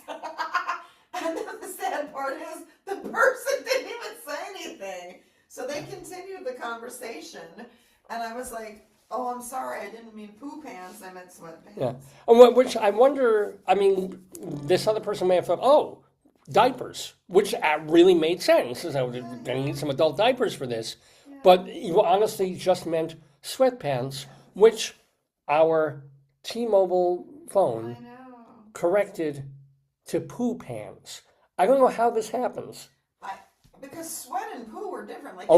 If I said your pool pants or your pink pants or something, But I would not type poo pants. You did not I did at not all. type poo pants. And sweat and poo are very different. If I go to a gym Yes. and I get off the exercycle and I'm covered with poo, But I never it's would- very and different. It's not something I would say in my. I've never said. I would say like, poo pants is not a word I say. I can imagine. Have I ever said to you in our relationship poo pants? I don't say the word poo. Yeah, no, poopy maybe, or yeah. I would say feces. No, you never say feces. Defecagar. But it would be funny if poo and sweat were interchangeable. If a coach would say, "All right, you're going to run 3 miles, and I want you to break out in a shit." Yeah. I just want to see you soaked through with Made poop. no sense to me. Yeah, none at all. None at all. Yeah, I don't understand it. Anyway, okay, I think that covers it. Now let us get to. Oh, why don't we do Inside Broadway? I have the playbill here for a show that I saw when I was in New York last weekend. The show that just opened a day or two ago on Broadway, which is really appropriate because this is Inside Broadway. Inside Broadway, a look at theater in New York, Colorado, and beyond, brought to you by TotalTheater.com and Performing Arts Insider, the Bible of Broadway. Ba-da-da-da, ba-da-da-da. Yes, ladies and gentlemen, Inside Broadway we go to the theater, where I was happy to see. Oh, what? Why? Broadway stars. Oh, that's right. Cheers. So, I'll put my Broadway Stars hat on. Actually, Broadway Stars is a website. Let me find some better Broadway. Where's my Zoom? There it is. Okay, so Broadway. Is there anything that we have that would really be No. we Broadway don't centric? really- No. We should have like a fake Tony or something. Here, Oh. take off your hat. Here's your Tony award, sir. Oh, thank The you. Tony goes to David. What That's was your I Tony. in? Oh, I couldn't think of it, but now it rings a bell. That would be good for the phone. Yeah, oh, absolutely. Plus, if you're lucky and you do a good show, you have an audience full of clappers. I thought every time a bell rings, an angel gets this ring. There you go. So, I did go to see. You could use this. Which one? Oh, that's the megaphone? Yeah, it just stretched voices. You could do different voices. Yeah. Well, let's see. I can do Bernadette Peters. Okay. I'm such a good way, baby. Oh, God. Do another one. Horrifying. Do another one. what- Another actor. Last song, what song did she do? Curtain off, light the lights. We've got nothing to hit but the heights. Okay, that didn't quite work. Anyway, thank you for this. You're welcome. So, yes, I did. All joking aside, not all joking aside, I'll still joke, but Old Friends on Broadway, a tribute to this fellow right here, overall the single greatest personage that the American theater certainly has ever known, who passed just about 2 or 3 years ago. And so what happened was that the conception of Old Friends was by Cameron McIntosh, this incredibly famous, incredibly rich producer. We associate him mostly with bringing Andrew Lloyd Webber shows to our shores, but he put together and produced a lot of Stephen Sondheim musicals and Sondheim reviews, like Side by Side by Sondheim and things like that, over on the other side of the pond. So when Sondheim was still alive, I wanted to put a review together because they were they were friendly working acquaintances who had done a lot of great things together. So I put together this one-night gala evening tribute that ultimately came after Sondheim had passed. It was done in 2022, and it was this. I wasn't in England, I didn't see it, but apparently this incredible star-studded one-night thing with Michael Ball, Judi Dench, Petula Clark, Bernadette Peters. So the audience was raving for it, and they, with a couple of cast changes and stuff, they said, you know what, we're not just going to do this for one night. we're going to bring it back for like 3-4 months, which they did in England a few months later. And now they brought it to LA to kind of ready it for Broadway a few months ago. And it just opened courtesy of the Manhattan Theater Club. MTC isn't really involved. It's kind of just letting Macintosh and company use their auspices on Broadway to bring this review. And that's what it is. It's not a full Sondheim show like Bounce or what was the last one based on Louis Buñuel or one of his old revivals. It's a new packaging of a lot of the old material, as so many shows have done over the years. And who's in it? I mentioned Lea Salonga. You might remember her as Miss Saigon, and someone who, even though her first off-Broadway show, or her first big hit was Dames at Sea, I think that might have made it to Broadway. She's really most associated on Broadway, at least, with Sondheim, Bernadette Peters. And then a bunch of others, a pretty big cast, not to mention the orchestra, which is very good. Just doing songs and entire sections of Stephen Sondheim musicals. And when it first starts, it's just kind of where they have this introduction that Peters and Salonga do, the kind of intro the show, and say, well, here's something from the first show that Sondheim did as both composer and lyricist. So I figure, okay, that'll be the theme, I guess, because after he did Gypsy and after he did West Side Story, and then he did another show with Richard Rodgers, he basically worked solo on the scores, and they worked with a number of different book writers. But so we figure that's what's going to be the impetus of the show, except later on they go back and do songs from West Side Story and Gypsy. And so the theme is just, hey, let's just do a whole bunch of songs from great Stephen Sondheim musicals, which is what they do. So it's hard to complain. You can have little complaints here and there that, well, this song didn't work as well as it should have, or this makes no sense, or the juxtaposition is this, or out of context, this song really doesn't work as well as it could. But you're still sitting there going like, okay, hit me with still more of the greatest lyrics and greatest music, some of, that has ever been done for the American musical theater. It's hard to be churlish when number after number is reminding you what an astonishing genius Sondheim was. So let me roll through some of the, I should have my glasses here somewhere, because a little bit blurry in front of the eye bizzles. So, but here they are. Let me read some, because again, at first, the show feels like, let me turn that around, a bit of a Rainbow and Stars review, which is, it's only a complaint because you're going to a Broadway theater, right? So you expect a little bit more than just, kind of a curtain and orchestra and a bunch of stars going back and forth, back and forth. If you didn't realize that this started just as a one-night awards kind of, or benefit gala thing, you'd be like, well, how come they haven't really turned this into a Broadway-level performance? But then it's kind of like, oh, it's okay. You don't mind. It was supposed to be a reviewsical anyway.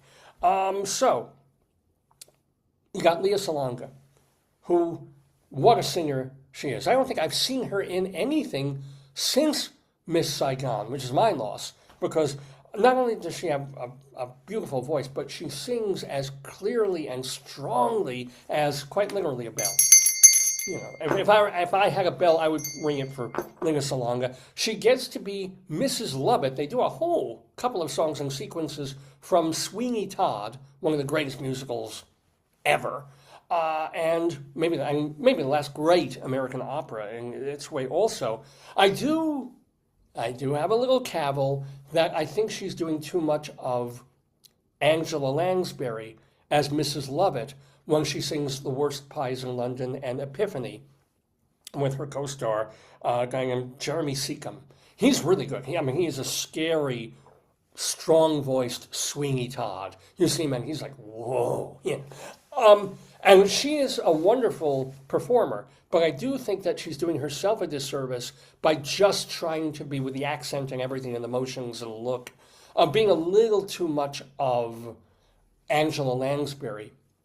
as the pie maker, Mrs. Lovett, rather than finding her own as maybe Patti LuPone had done and some other Lovetts have done on Broadway past. But otherwise, Salonga makes her mark throughout the show. When she comes on, we're like, oh, Leah Salonga's back. Let's hear her. And she does this really nice version of a song called Loving You from a Sondheim show that's always left me cold called Passion, but that's quite a song, and she nails it. As opposed to Bernadette, who runs hot and cold in the show. And of course, Bernadette is one of the reasons that people are snapping up tickets, and it's like, oh, it's Bernadette doing Sondheim, right? With her, she comes out and you're hopeful, but there's on and off moments that she has. So she still has really fine comedy chops. There's a scene that they do for the song Broadway Baby, which I'm pretty sure comes from Follies. And she starts that off and she's really, really funny as this woman was coming in for an audition to sing a Sondheim song. Marvelous. But then later on, she does, with a couple of the other actresses, You Gotta Get a Gimmick from Gypsy. And I just saw a pretty good Gotta Get a Gimmick in Gypsy because they're reviving it on Broadway as we speak. And she's up there and it's like she's drunk. In the best of circumstances, Bernadette has a mushy mouth and a mushy kind of addiction. And so her face is kind of all pushed together when she sings. But here she's actually kind of swaying and maybe playing drunk. And it seems like a character choice, but it comes out of nowhere. And it just does, it takes away from the song. And that's one of the few real straight up disappointments in the show. But, she comes out at another point in the show dressed as Dot from Sunday in the Park with Joyce. And just hearing, as we do in the show, in Old Friends, just hearing the opening notes of Sunday in the Park with George and someone saying white. And, already I'm sobbing. Already because Sunday in the Park, my God. And so seeing Bernadette come on stage dressed in that, and no, she doesn't do, because she probably couldn't do at this point, Sunday, or casting Sunday as the ensemble. But her opening number, where she's talking to George and he's trying to paint her and said, "Don't move the mouth," and she doesn't do that song here. And they probably could have gotten Leia or another actor to do it. Probably could have. It would have been nice. But she has other moments that are very good and other moments where she's okay. She's good enough. But not galvanizing in the way Salonga is basically every time out of the box. Gavin Lee. Oh, my God. Why hasn't Gavin Lee been on Broadway more? He was in Mary Poppins, and when you saw him in Mary Poppins, he was an absolute highlight. And you know, oh, we were waiting for the next Dick Van Dyke. Here he is. Here's Dick Van Dyke times 10. He's just a marvelous performer, and he gets to do Everybody Ought to Have a Maid with a couple of the other actors, and that's a lot of fun. He does Could I Leave You, which is a little bit of a miscasting for him. He's maybe not the right person to do the song, which is sort of a guy saying, and actually in the original show it's a woman doing it, but he's saying, "Could I leave you? How could I ever?" Yes. Oh, yes, I could leave you.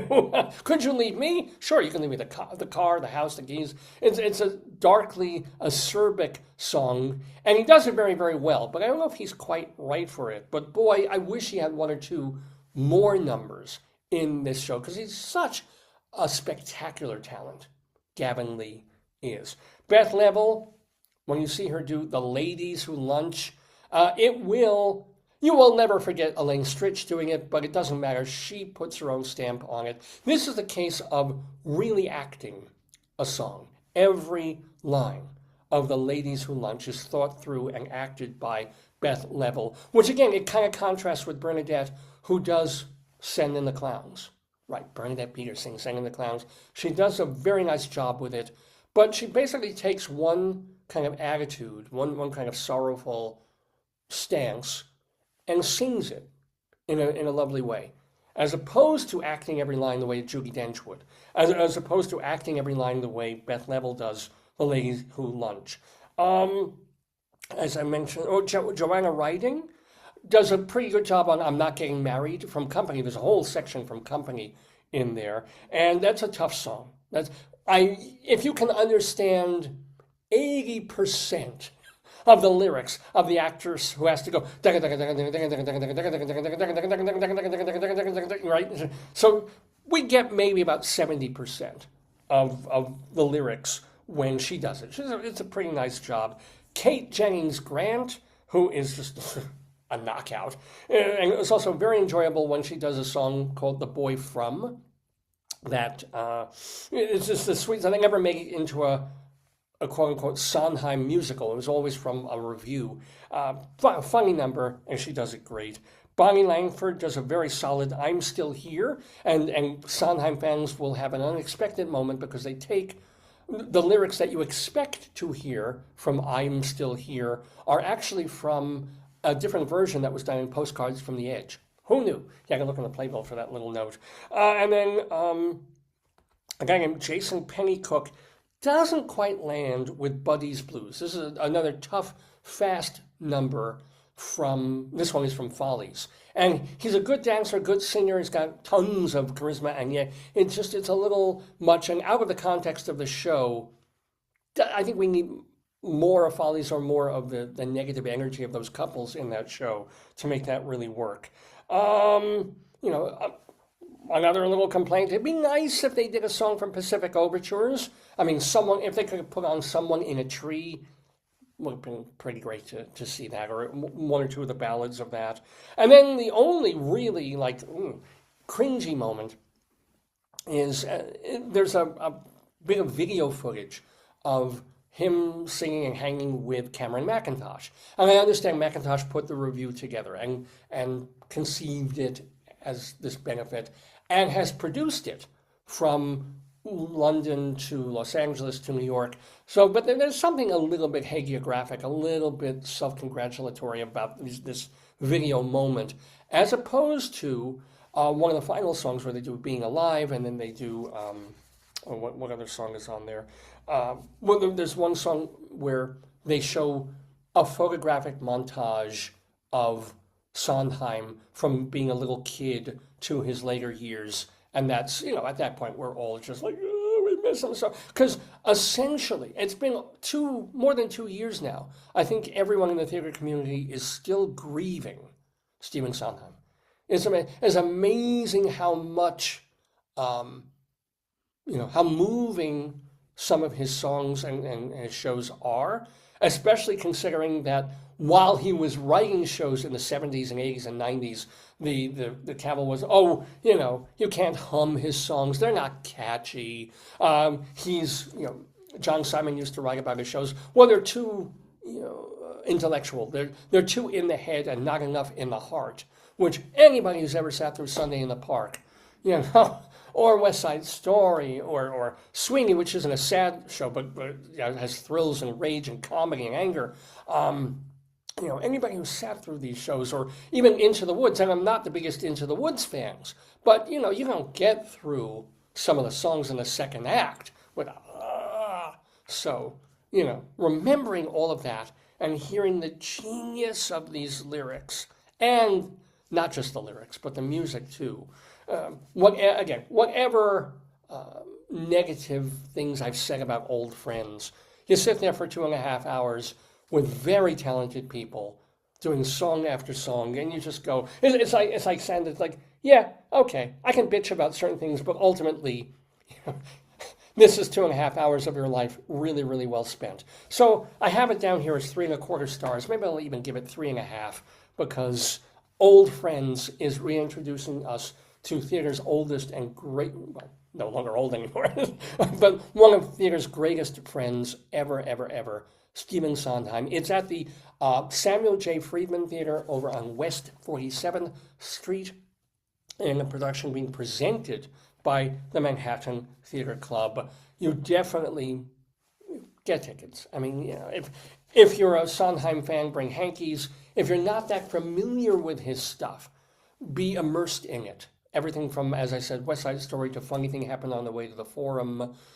to Passion to Into the Woods to Sunday in the Park with George, right? To Follies, to a little night music. I mean, you know, it's just, you come out of there and you're just being like, whatever troubles you had going in, and I know that's not a Sondheim show, they're outside by the time you come out of Old Friends. And that is Inside Broadway for this show.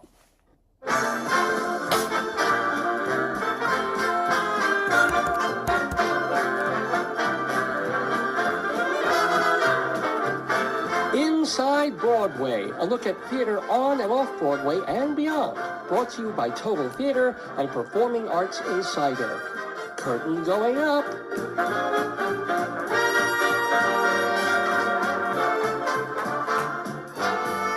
Wow, that was my old intro. Performing Arts Insider ceased publication in about 2022. But Total Theater is still there, totaltheater.com. In fact, we had some, we redid it, right? We took the old site away and we've been loading theater reviews onto the new one. Theater reviews from myself as well as people like David Sheward and a writer named Aaron Krause and Ann Siegel, Marie J. Kilker, who's a friend of the Daverhood. So yeah, check them out. Theater reviews from all over the country at totaltheater.com. And Mary Shen Barnage, too, although not any new stuff from her yet, because she's still recovering from just some horrible medical stuff that happened to her. I go, actually, but you know what? I was going to bring in Rabbi Sol, so maybe. Okay, so I'll make the, well. Yeah. Wow, I didn't put my necklace on. It literally just Oh. fell off. Oh, that's crazy. Okay. I mean, I'm not supposed to wear it. Okay. I'll go back out, sweet. I'm sorry. No, Should fine. I make you tea or what do you want for when we go out later? Oh. Make me a mango lassi. No, we don't have that. We don't have, We don't have mangoes, we don't have lassi, we don't have we yogurt. don't have yogurt. Yeah, we don't have anything to actually make a mango lassi, so don't make me that. Okay. Can you make me a lassi come home? No? Which is your favorite show, all that stuff you've seen? Well, over the past couple of weeks? Yeah. Well, my head is so full of Sondheim right now Okay, that... so let it be. Do you Yeah. I have to, What? I have to do an assistantship with somebody, he needs help. You know, the rabbi can't put on his clothes himself. Oh, yes, I appreciate you came in just the right moment. Rabbi needs some, Because he tonight needs a little assistance. is Passover. People already did Badikat chametz. They already took off the crumbs Should I and bring things. the cake up for him, the cake mix? Yes! Okay. Please. Okay. Yes. So Rabbi Sol. Oh no. Well, you can bring it up. Okay, and just okay, toss okay, it at him. okay. Yeah. No point in I you going up and understand down. now, it's clear to me. This is good. So Rabbi Sol wants to celebrate Passover with all of us, and he's going to do that by reading a story. He's going to be doing StoryTime. Where did you get the thing about the Ukrainian Jewish link? It was at the place before the place Oh, okay, that yeah. Remember when you went upstairs Where's and Ukraine? I think it might be Bucharestian or I don't know Bukharian. Looks like Russian Cyrillic. Rabbi Sol will explain what no, we're it's talking about. But Rabbi Sol Solomon has been with us since our very first episode. He's quite Jewish, quite opinionated, and quite fun, especially during holiday time. Because Passover hasn't really started yet, so he's not terribly constipated. Anyway, he's got... Yes, the Jewish llama, ladies and What gentlemen. happened to his other thingamajig? What other thing is Majig? Uh-oh, what? He had a thing. He had this little hat with different things. Oh. And then he also has this. Oh, okay, careful. Yeah. This Oh, yes! There's probably matzah in there. Wrong holiday, but we gotta look. This will be fun. Do you want to stay and play with Rabbi Sol or Or probably? he can hold them up. He can just hold them up when he's speaking. Yeah. But I'll find matzah here. Yeah, it'll be in here somewhere. So, Let me locate oh, so much activity, so much fun, so much happening It's a matching game, but... on Dave's Gone By with Rabbi Sol. So no bagels. No, this is bagel free Alley. because No Jews are vodka. already. Oh, there it is. How about some matzah? You can unlock some. Oh, God, I'm doing this all day here. see if there's horseradish or something. Let's see. There's. I think they give you one. Yes. Okay. Okay, let's see what else.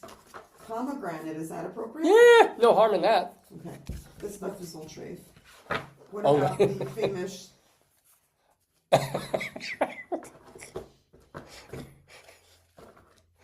Excellent. Oh, wait. So, what was I'm this? looking for things that are Yeah. borscht. I don't know. Does it have hummus? It probably depends on the way they make it, but it shouldn't. It's just beets. You Should could be have fine. macaroons if they're made of. If they're, yes, that's the only time anybody would eat a macaroon if you're Jewish. So we have all these. What about cheesecake? Maybe. No, the crust. Although you can make it with a matzah crust. And but- your favorite. There we go. There we And go. the man of the season. Here it is. Must be the season of the matzah. Pickles. Oh, here, the honey. Oh boy. Oh yes, that's very important. We've got gefilte fish. And it's brother And? or sister. Oh, white. Yes. You can. All of these. This is pretty good. Most of You these can hold them bagel up. sleeve. When they call it for something in the show, you can hold it up. But it bothers me now that we've had these next to the bagels. Does that mean the matzah No, is no, not? it's just the pictures. Yeah. We have to sell it to a rabbi. That's the thing. So we have a rabbi here that we can sell it to. He'll take our chametz and yours. His name is Rabbi Sol Solomon.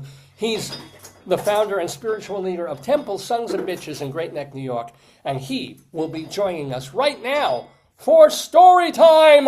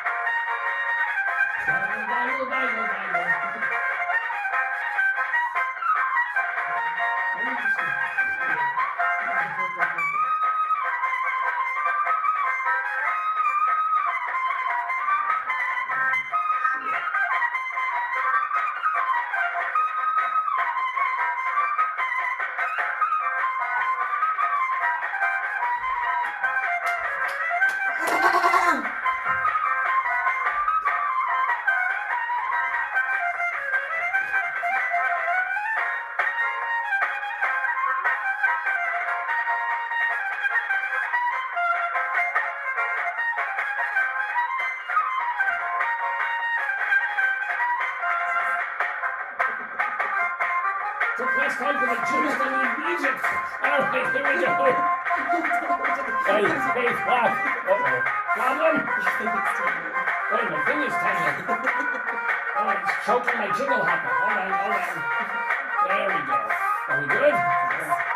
All right, click nozzle to click. All right. I dread to see what's coming on here. Oh! Oh, shalom, my friends. I'm afraid the plugs didn't take. And this, you only have one. Oh, that's the wrong holiday, but well, who cares? Let's just do. There we go. As long as we have a thing. Hey. Anything for a laugh, my friends. Let me see. Anything for a laugh. Yeah. This I love. This is very Flavor Dave, if you know what I'm saying. So here we go. Wait, here you go. Shalom, my friends. Wait.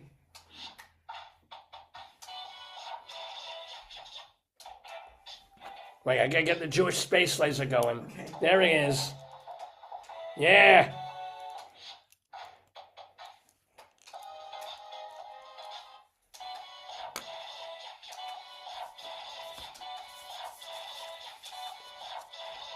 Whitefish.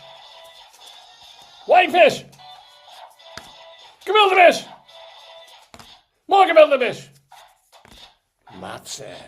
This is the one for today, because tonight is the very first night of Pesach, a.k.a. Passover, a.k.a. the liberation of the Jews from Egypt that we celebrate for 8 days in America and 7 days everywhere else, don't ask. But yes, it's this way that we thank Hashem for delivering us from slavery, from being, enslaved in another country for generations and then getting the hell out. and Hashem punishing our enemies for what they did to us by giving them 10 plagues, including we got here, when there was blood, we talked about blood before, frogs, flies, there's like 7 more, and it ends with a bad one, death of the firstborn that happened to the Egyptians. But let's take a more playful look at Pesach, at Passover, because Dave has brought me on here to talk and do story time. Yes, story time, which is where we don't have to come up with new material. We just have pre-written by someone else material. In this case, it is the book Passover, Here I Come. So let's play this happy little story time. Hello, can we please? What the hell is wrong with this stupid thing? Go back. Come on.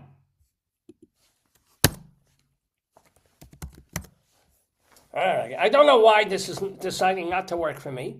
So I can reload it.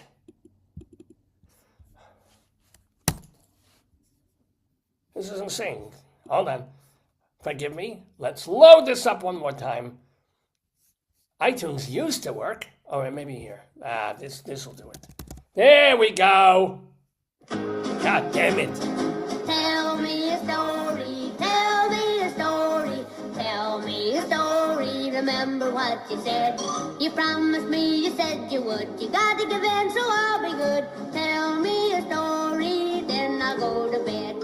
I think it stopped working because it was so close to the trafe. It was so close to the piggy that it got mad. So I'll put that away now. And now let's do the book written by D.J. Steinberg. Yes, it's a book. So obviously it's written by someone who knows. Passover, Here I Come, featuring illustrations by Emmanuel Wymans or Weemans or Viemans. I don't know, I don't care. Anyway, let's start the book, which was, come on, open the page here. Passover, Here I Come. Look, right, all this stuff on my head. There we go. Passover, Here I Come. We can see here, you've got the Seder plate, all the things that you need. You got the cup of wine there. You got the eye-burning horseradish. You've got the zroa, the long arm thing. And you got here, I think that's the burpee seed catalog. I don't know what that's doing there. But let's see. In memory, always has to be something tragic and sad underlying a Jewish book. Can't just be happy. In memory of Baba Florence and Zaida Max, that is from the author. You've seen me bald.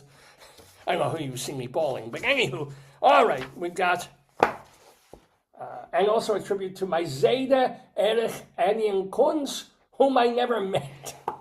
Yes, all right. So I guess that makes sense. To the Zayda I've never met, this book is dedicated by the illustrator. I know this is a Grosset and Dunlap book with matzahs on it. That's always a good sign. First published in the United States of America by Grosset and Dunlap, an imprint of Penguin. Ooh, copyright 2022. This book, by the way, in case you didn't know, this book is a work of fiction. Any references to historical events, hello, Jews leaving Egypt, real people, Moses and Pharaoh and Aaron, or real places are used fictitiously. All right.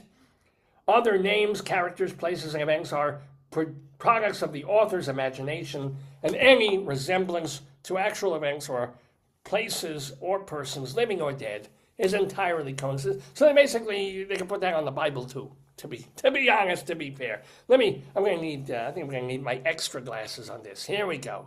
All right. Passover, Here I Come.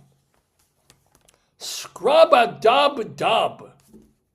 Scrub-a-dub-dub. Vroom, zoom, zoom. It's like when I go for an enema. Clean up each and every... Clean up each... Oh, I love enema jokes. Clean up each and every room. Sweep dirt and dust away to welcome in the holiday. Look at that. Looks like a Wes Anderson film right there. Look at, so you got the people sweeping, working. This is supposed to be fun. Holidays are supposed to be relaxing and fun and play. No, not this one. No, Passover is 90% work, 10% constipation. Let's see what happens here. But this is very cute actually. Bye bread. Look at him. Look at the parade of chametz going out the door. Bye bread. Goodbye bagel. Goodbye rice. Sorry sourdough. Bye.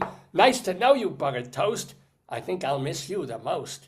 Passover is almost here, so you must all disappear. It's been fun, but bye bread. We're eating matzah now instead. Here it is. So, yes, this takes the place of Wonder and Arnold and David's bread and all of those. You get to eat basically cardboard now. Hello, matzah! Hello, matzah! Crunchy treat for 8 whole days. You're what we eat. In matzah balls! Funny they don't have matzah penises. Oh, we have a guest. We have a guest going to throw something at me. Toss something, I'll grab it. Amazon delivery for Solomon S. Wait, I'm not being served by process. No. Is it legal? It's perishable. Okay. I like perishable things. Here we go. Thank you very much. Look! Behold! Read the back. Manischewitz, there's bupkis like it. Yes, ladies and gentlemen, not just yellow cake, but extra moist yellow cake. This is how they made the atomic bomb, my friends, with the extra moist yellow cake.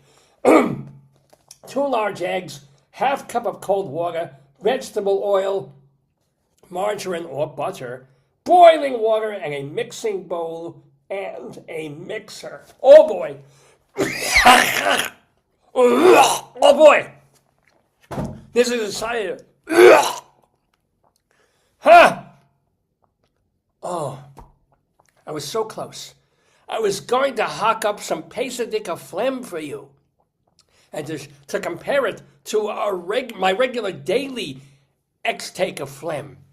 But no, it's still in my throat. Maybe soon. Maybe as I read more of this book, I will be able to be productive in a quite literal way and bring up the green and yellow phlegm that is residing right about here in my interstices. We will see. Anyway, on Passover, we eat... I'm sorry. For 8 whole days, we'll eat the matzah. And matzah balls are from the box with butter, jam, with cheese, and lox. On Pesach, we all eat lots of this flatbread that we call matzah. Yes, as if they were the first person to make that rhyme. But look at bread going out the door. Oh, he's sneaking off. He's doing that walk of leavened shame, if you will. But wait, there's more. Made by me. Take a look over here. You see this Seder plate? You see that over there? I can't wait for our guests to come celebrate. When they see how pretty our plate's decorated, I'll tell them that me, yours truly, made it. So already we're kind of some real self-involved kind of narcissistic character here. What symbols are on the Seder plate? Well, we have a symbol over there on the drum set, but there's an egg for new life, parsley for spring, a shank bone for men becoming tumescent. No, I'm kidding. It's for the temple offering. Bitter herbs for people named Herb who just have not gotten a good shake in life. But also the herbs remind us of when we were enslaved long ago. And charoset for cement to make bricks for Pharaoh. And here there they all are on the plate. Okay. Gotta get a Haggadah. Have you got yourself a Haggadah? It's Passover. You oughta. You'll need it for the Seder. Didn't get one yet? You gotta. That doesn't rhyme with Seder. What's wrong with them? Anyway, Sagada is the thing that keeps a Seder from going on to 12 hours instead of 6. So the Haggadah means this is the order that you do things in. These are the things you read. This is what will take a pleasant, relaxing meal and turn it into a family ordeal. Our magic table! Our table's usually smallish, but on Passover, what a strange sight.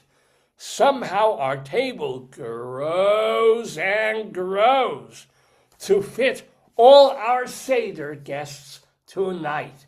And it's true, right? When we're in a little apartment, it fits about 12 people. But on Passover, 30 people come over. So you're putting up bridge tables out on the fire escape. And you're yelling to the children, okay, do the 4 questions. Oh, one fell. Wait, the 3 children, all right, somebody take an extra of the 4 questions. This is what happens in Jewish houses.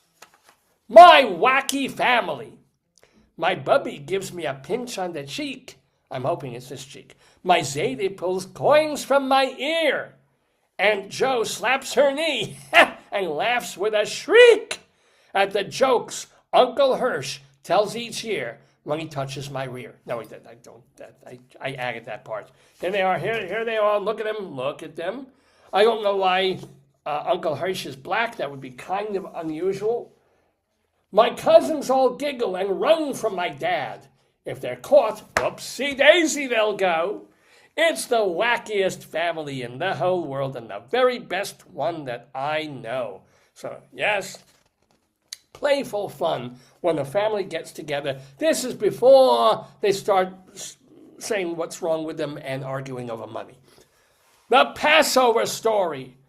The Haggadah tells a story from a long time ago, when the Hebrews were enslaved by evil King Pharaoh. And here you got the man with the kind of a squashed up face there, reading from the Haggadah, telling the children the story. A Hebrew hero, Moses, told them, let my people go. But guess what? Mean old Pharaoh answered, no, fuck no. And so, 10 plagues rained down on Egypt till Pharaoh cried, okay. And that is when the Hebrew slaves packed up and ran away. Moses raised his rod up high. Sometimes we still do that in the morning. God parted the Red Sea. Those Hebrews marched across it until everyone was free. And look, there's Pharaoh ducking the frogs, ducking the flies. Not happy times for the Egyptians, but they deserved it. Kind of like everything that happened after October 7, 2023. And to this day, we're thankful to all be gathered here, sitting at our Seder to tell this story every year. The 4 questions, here we go. 4 questions that are asked at the Seder table, usually by a child or children. Why is this night so different? Well, one thing I'll tell you. On no other night do I sing the 4 questions, but on this night I do. Ma nishtana. Why is this night different from all other nights? Well, basically every night. Honestly, every night is different from all other nights. That's why there's a calendar. That's why there's a sequential progression of time. But anyway, all right. Why matzah? No bread. Why bigger herbs instead? Why foods that we dip, and why recline and not sit? Okay, none of this rhymes here. Oh, here comes weird old Grandpa Moish, where he's pouring a strange purple liquid. There's no wine that is that color. Not even Manischewitz when it's been sitting under the cabinets for like 7 years. You ever have that bottle of wine that's just been sitting there and they're saving it for a holiday, and by the time you do get to open it, you're basically drinking vinegar? Well, even that doesn't look like. This is like bubble gum that's liquefied. I don't understand. He does have a Moreau on the. I don't know what the hell's going on there. Grape juice times 4. We drink, because they're little children, 4 cups of grape juice tonight. We've already finished our first. Just 1, 2, 3 more cups to go. I hope that we don't burst.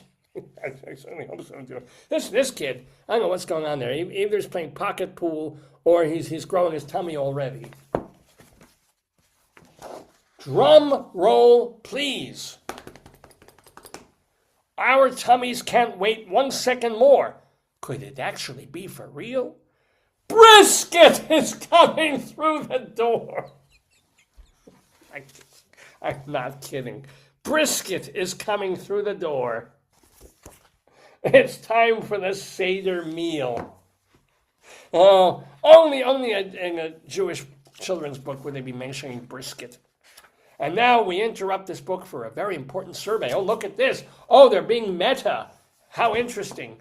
What's the greatest soup in the world? Check one. Chicken matzo ball, one of the others. Now, if you didn't check box one, it means you have not tried my mother's. But now, let's face it. Chicken noodle, matzo balls, well, no noodle. It's just plain matzo ball soup with carrot and a little bit of celery and matzo balls in it. It's up there with the greatest soups in the world. It honestly is. Gefilte fish. Not sure why this child is. I can't tell if he's holding his nose or picking his nose. Probably both at the same time. Children don't necessarily like this. There's no fish in any ocean that looks anything like that. It's grayish and it's slimy with a little carrot hat. Again, he's talking about his puckle. And there's no way to explain why grown-ups think that it's delish. Me, I'd rather eat my shoelace than go near gefilte fish. All right, children. Actually, the radish there is cannot be his thing either. Look, children grow out of it. At least they got the soup and the matzah. They like that. This may simply be the most Jewish cartoon ever. Look at this, man. Does anything in the whole world get more Jewish than this? There it is. A fat old man with glasses going, leave me alone. What's wrong with you? That is utterly Jewish. Is that the same? They have the same artwork on every wall. They're very functional, buppy Jews here. The search is on. It's Afikomen time. So I guess I should say this. What happens is they take one of the big matzahs on the Seder table, and then they break it in half. And you take one half and you eat that and you do things to it. But the other half, they hide somewhere in the house. And then the child has to find it. This is kind of the thing. It's a game. It keeps children interested in this long, long evening with family. So they're running around, they're looking, where's the matzah, where's the go, turning the house upside down. And then when they find it, and this is the dumbest thing I've ever heard, to teach children a blackmail, they say, look, if you want the matzah back, I'm not kidding, if you want the matzah back, give us something. They bribe you. It's like, well, I can't, and you can't continue the Seder without the rest of the Afikomen. They've got to find it. So when they do, essentially they can hijack the whole evening by saying, well, no, give us $10. No, give us $20. You can't finish the Seder without this matzah, and we have it. So pony up I want $25 and a blowjob. Please, come on, give. And of course you can smack the kid and take the matzah and finish the Seder, but it usually doesn't go to that extreme. It's Afikomen time, but our special matzah's gone.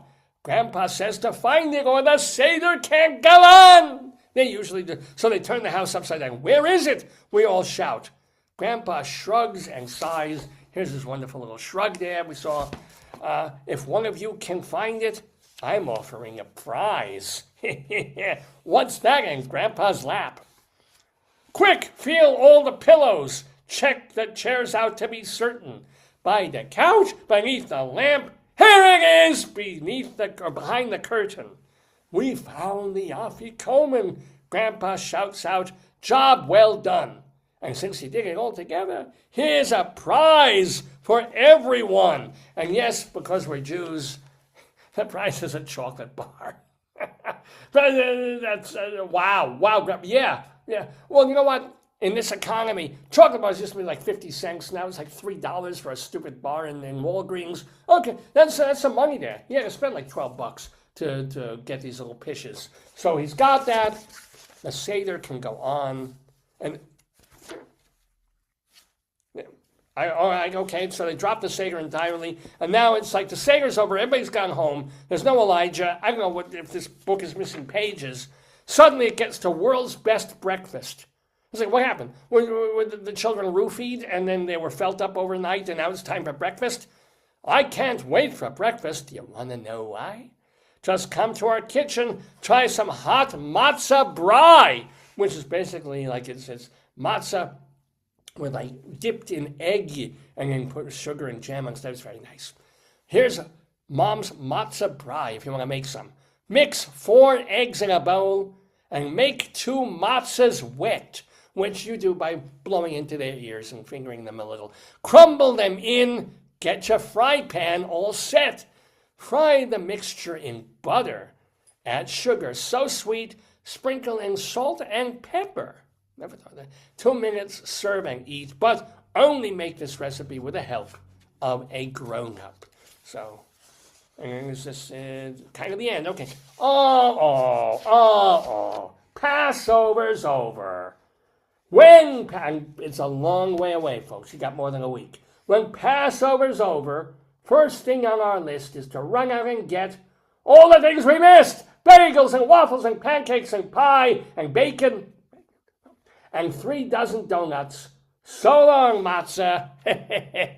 Bye-bye. And by the way, you can collect all the holiday books, including Easter, Here I Come, Hanukkah, Here I Come, Second Grade, Here I Come, Thanksgiving, Here I Come, and Orgasm, Here I Come. So here we go.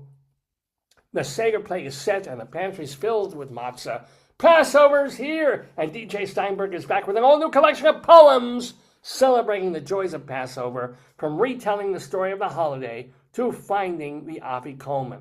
Now, the books in this best-selling series are listed. Collect them all from Grosset and Dunlap. However, I have to say, there was supposed to be, I guess there was in here a page full of stickers.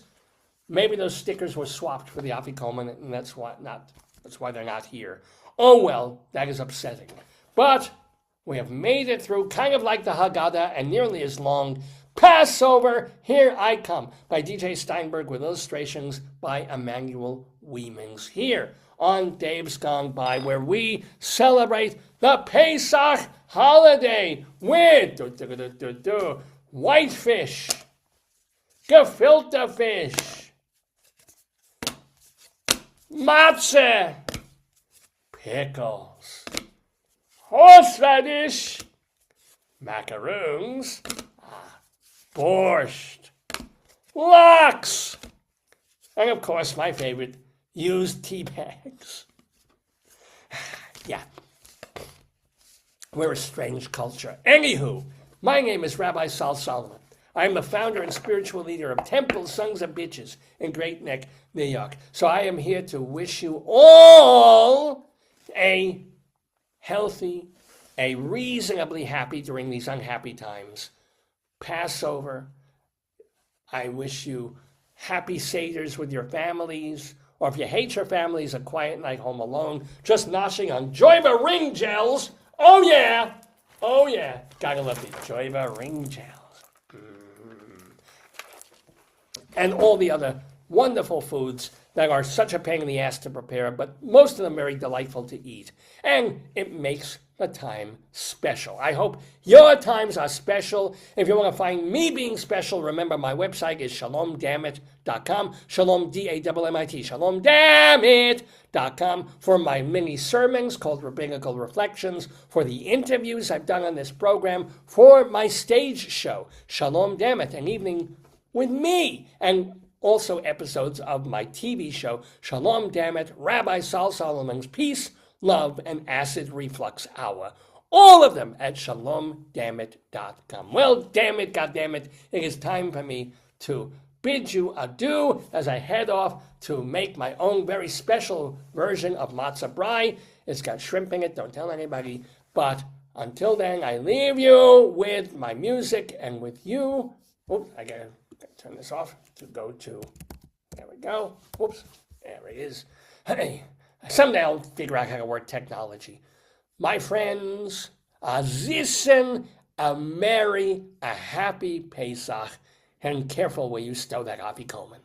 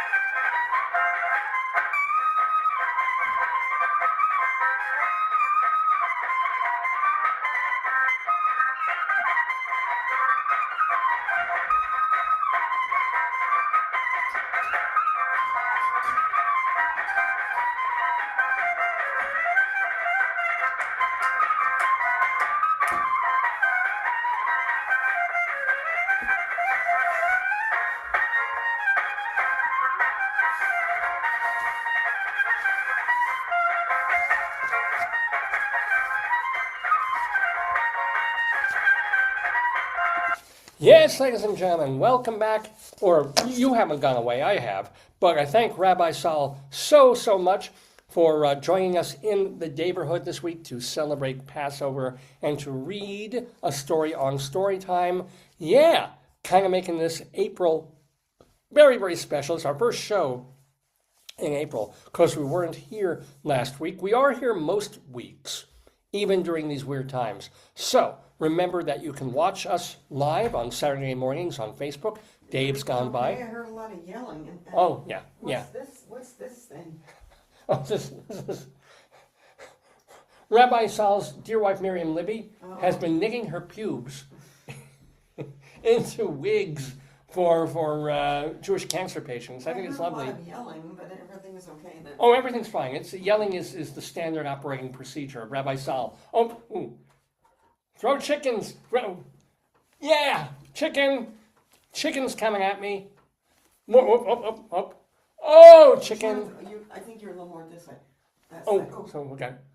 Oh, chickens. Whee! Oh. Yeah, baby. I'm going to hand you the last one. He's got a laser on. Oh, this is true.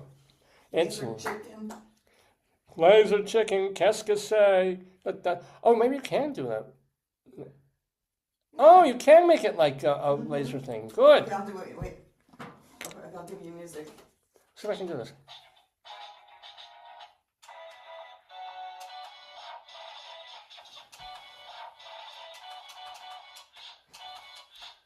There we go. Come on.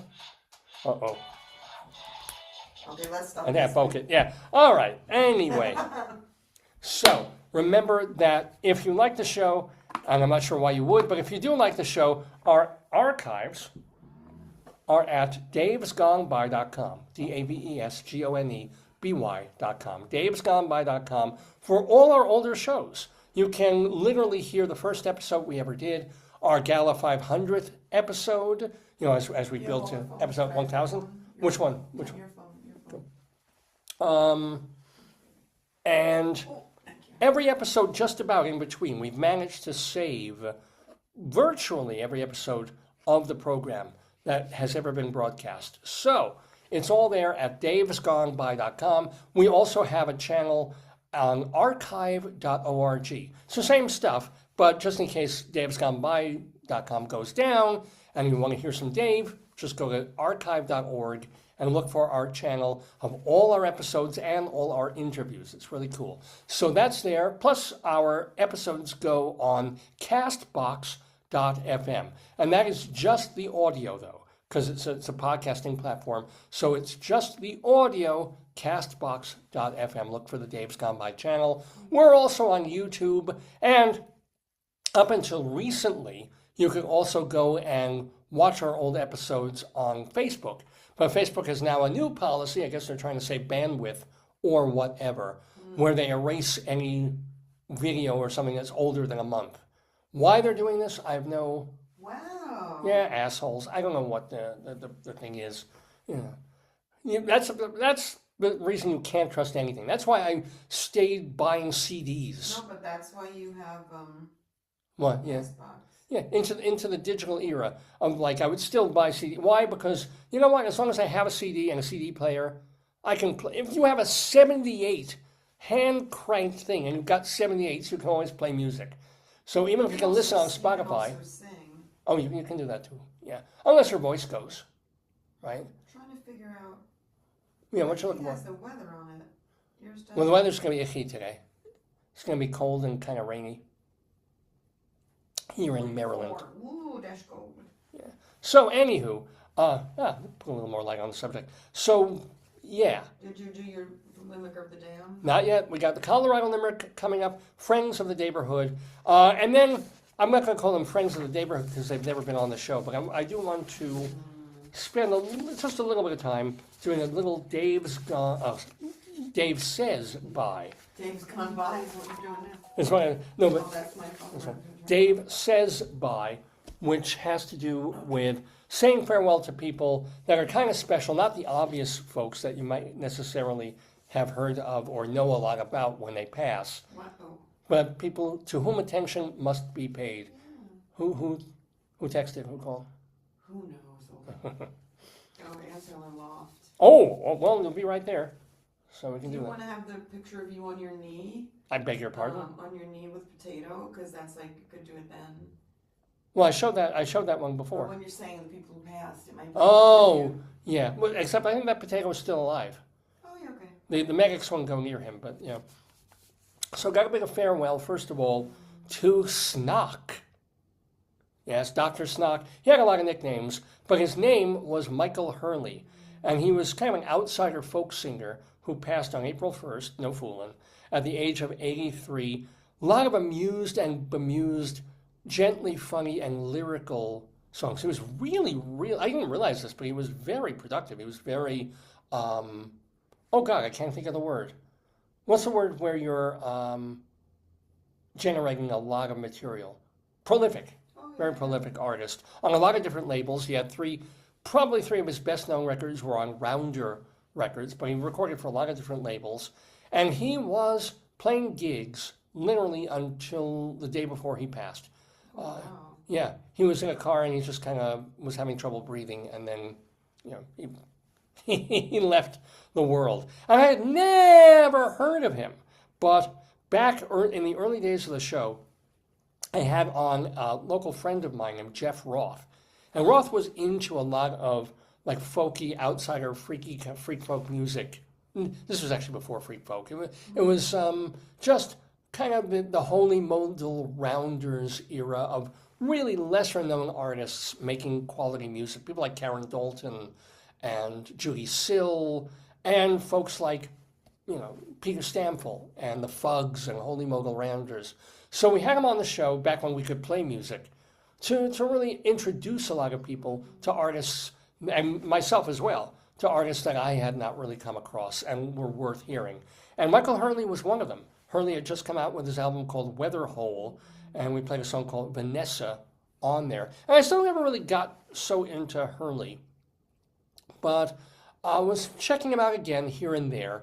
And then I came across Robert Christgau's review of an album called Have Moisey, which was a combo thing of the Rounders, Stamfel, Hurley, Jeffrey Frederick, and all these different people kind of taking bits and pieces, kind of sort of like the Case Vares record, when sort of like superstar sessions, and they all get together, each gets a couple of songs and they also play together.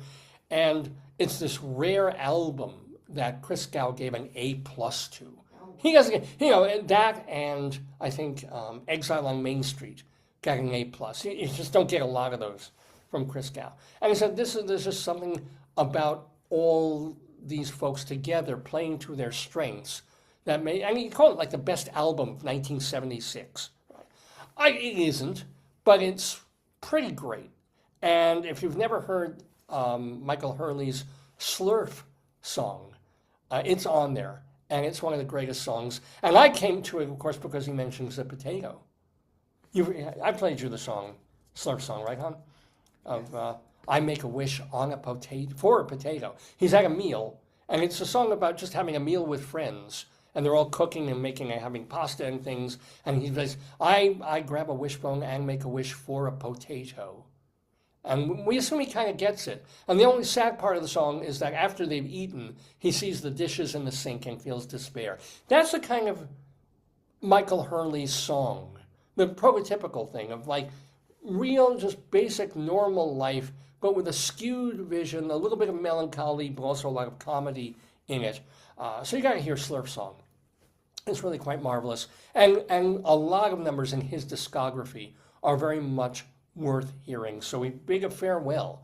We tried to get him on the show about 2 or 3 years ago, and I guess he was already having some medical stuff, or he wasn't touring at that point, and I caught him at the wrong time. But didn't do it, and now it won't happen. But certainly, get yourself some Michael Hurley, Hurley.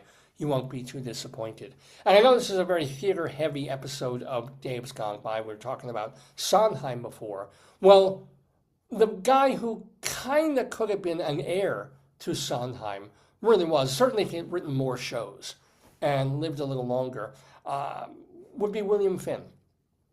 And Bill Finn died this past Monday at the age of only 73. He'd had several medical issues in his life, but he got a guitar for his bar mitzvah and became self-taught on the instrument, but ultimately migrated to piano, and then started writing for musical theater, which is, we're very, very lucky that he did. So the Finn trajectory is that in 1979, he created, yeah, what do you need, babe? Pen.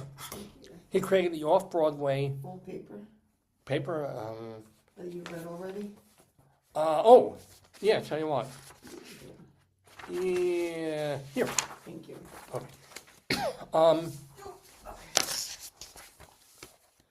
In 1979, he created a musical called In Trousers. It was an off-Broadway musical about this character named Marvin. Marvin, married, middle class, father, living in the city, who looks back on all the older loves of his life, the crushes that he had, but then he realizes, I'm gay. So that's basically this trajectory of In Trousers, which got a lot of attention, which people say, here's a really talented new theater guy named William Finn. Well, he picked up the story of Marvin a couple of years later in the better-known March of the Falsettos. And in this iteration or this furthering of the Marvin story, now he is split with his wife Trina, and he's dating a man named Whizzer. But they have issues. And meanwhile, Trina is dating her psychiatrist, a guy named Mendel. So a lot of these songs are a lot more well-known from Bill Finn in this musical. And then almost a decade passes before Finn writes his next musical and the cap of what has become a trilogy now. It's called Falsetto Land, and it remains a classic of the form. Now Marvin, his son is now 13. And he's bar mitzvah age, and he's noticing girls, and they're planning his bar mitzvah. Meanwhile, Marvin had split with Whizzer because they're just getting incompatible, but now they're kind of falling back in love again. Fine, and so everybody's navigating, everybody's managing with these other people in their lives, except something bad is happening because it's 1990, and AIDS has run rampant, and Whizzer's not well. So the basic theme of the show is not just gayness and not just AIDS, but how we create families, even when it's not blood. You can have a family that is created by next door neighbors, by friends, by the grocer. But this constitutes in some ways an American family as much as father, brother, daughter, sister, stepson, etc., and so forth. And it's a lovely, lovely musical. And one of the best cast CDs of the past 40 years, if you ever get Falsetto Land.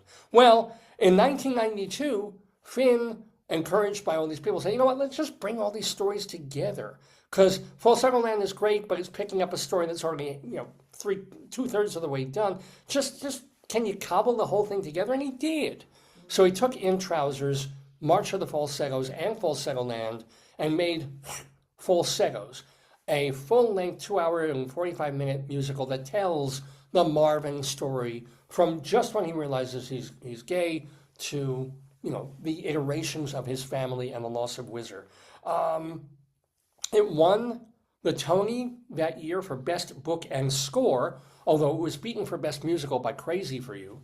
Okay, it had a Broadway revival in 2016, and this would be, and it remains for me, Finn's greatest legacy, although he's actually better known by all your local high school and junior high kids for creating a later musical called the 25th Annual Putnam County Spelling Bee, which has some good stuff in it. It's a very enjoyable musical, and that had quite a bit of success on Broadway and around the country. There isn't a place that doesn't do Spelling Bee. He also had an off-Broadway show called A New Brain back in 1998.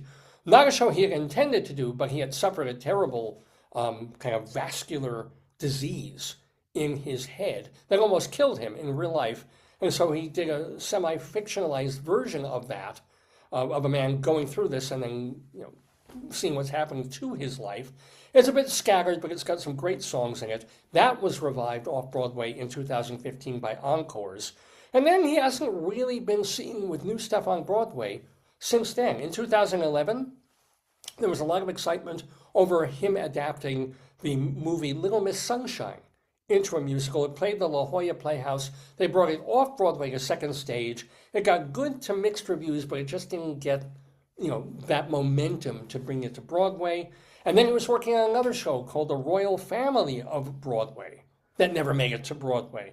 They did a 2018 staging at Barrington Stage in Massachusetts, and the reviews were quite promising. But again, I think probably COVID had a hand in stalling that one.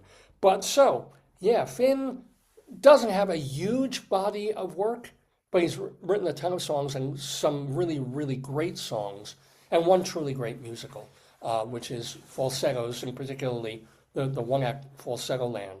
So, got to say farewell to him. Apparently he was a funny, prickly, difficult, and strange character. As a matter of fact, our friend of the Daverhood, Peter Felicia, wrote on Facebook that he met Finn one time. Finn invited him to have a conversation or an interview at his place, and he saw on the table like this open, half-drunk bottle of Diet Coke, right? And like the cap off. And Finn's like, would you like some Diet Coke? And Felicia is wondering, are we just going to be passing the bottle back and forth? I don't. Oh yeah, sure. And so, Finn then goes to the fridge and gets out a can of Diet Coke in a glass. And he was wondering why Felicia was so appalled at the idea of it. But anywho, big farewell to Michael Hurley, big farewell to William Finn from the Daverhood. Wish they had both been friends of the Daverhood. They weren't, but they're certainly friends of music and what they've given us over the years. Well, it is just about 11:30 in the morning Eastern Time here in the Daverhood. You're watching the 982nd episode of the Dave's Gone By Show. If you want to write to me, davesgoneby@aol.com is the way to do that. davesgoneby@aol.com. You can also drop me a message right here on the Facebook page or post something under an older show. We have a Twitter feed, Radio Dave 2, Radio Dave and the number 2. And yes, we are both on Facebook and newly Blue Sky Social. Yeah, we bit the bullet. We don't want to lose all our liberal friends. So you can find us on Blue Sky Social, really with the same stuff that we're putting here. It's Dave's Gone By is the Blue Sky Social name. And we have an Instagram page too, which is called David.Lefkowitz. Lots of ways to just get a lot of the same stuff. Really, you're best off going to davesgoneby.com and our Facebook page for stuff about this program. Well, we really have only a couple more things to do on this Saturday morning, April 12th, 2025, for our EXODUST episode of the show. So we're going to get to our Colorado Limerick of the Damned, like it or not. But before we do, since we talked about losses, let's talk about losses and mostly gains. The Friends of the Daverhood. These are people who have been on this program over the many, many years that we've been here, whether they were here a couple of weeks ago or several years ago. We consider them friends and family. What are they up to? What has life brought to them? I'm trying to find the music that I play under this. What shows are they in? What books are they writing? What music are they making? Our Friends of the Daverhood.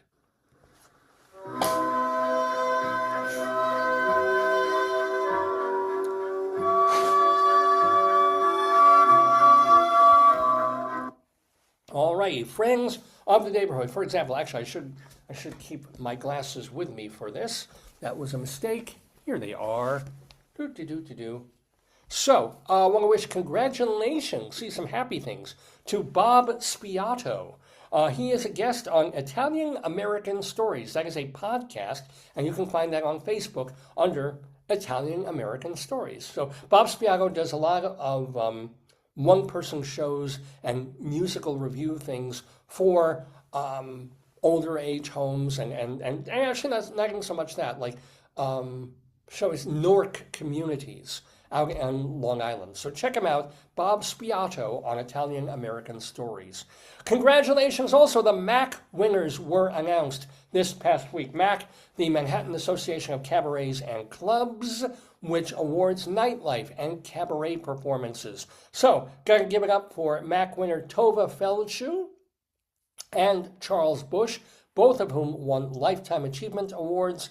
Carolyn Montgomery, our recent friend of the Daverhood, for tribute show. And then Natalie Douglas won for major recording. Yay to her. And by the way, she apparently has been having some medical procedure stuff done. So a refuah shlema also to Natalie Douglas. And gotta give a big congratulations to Dr. Demento, Barrett Hansen.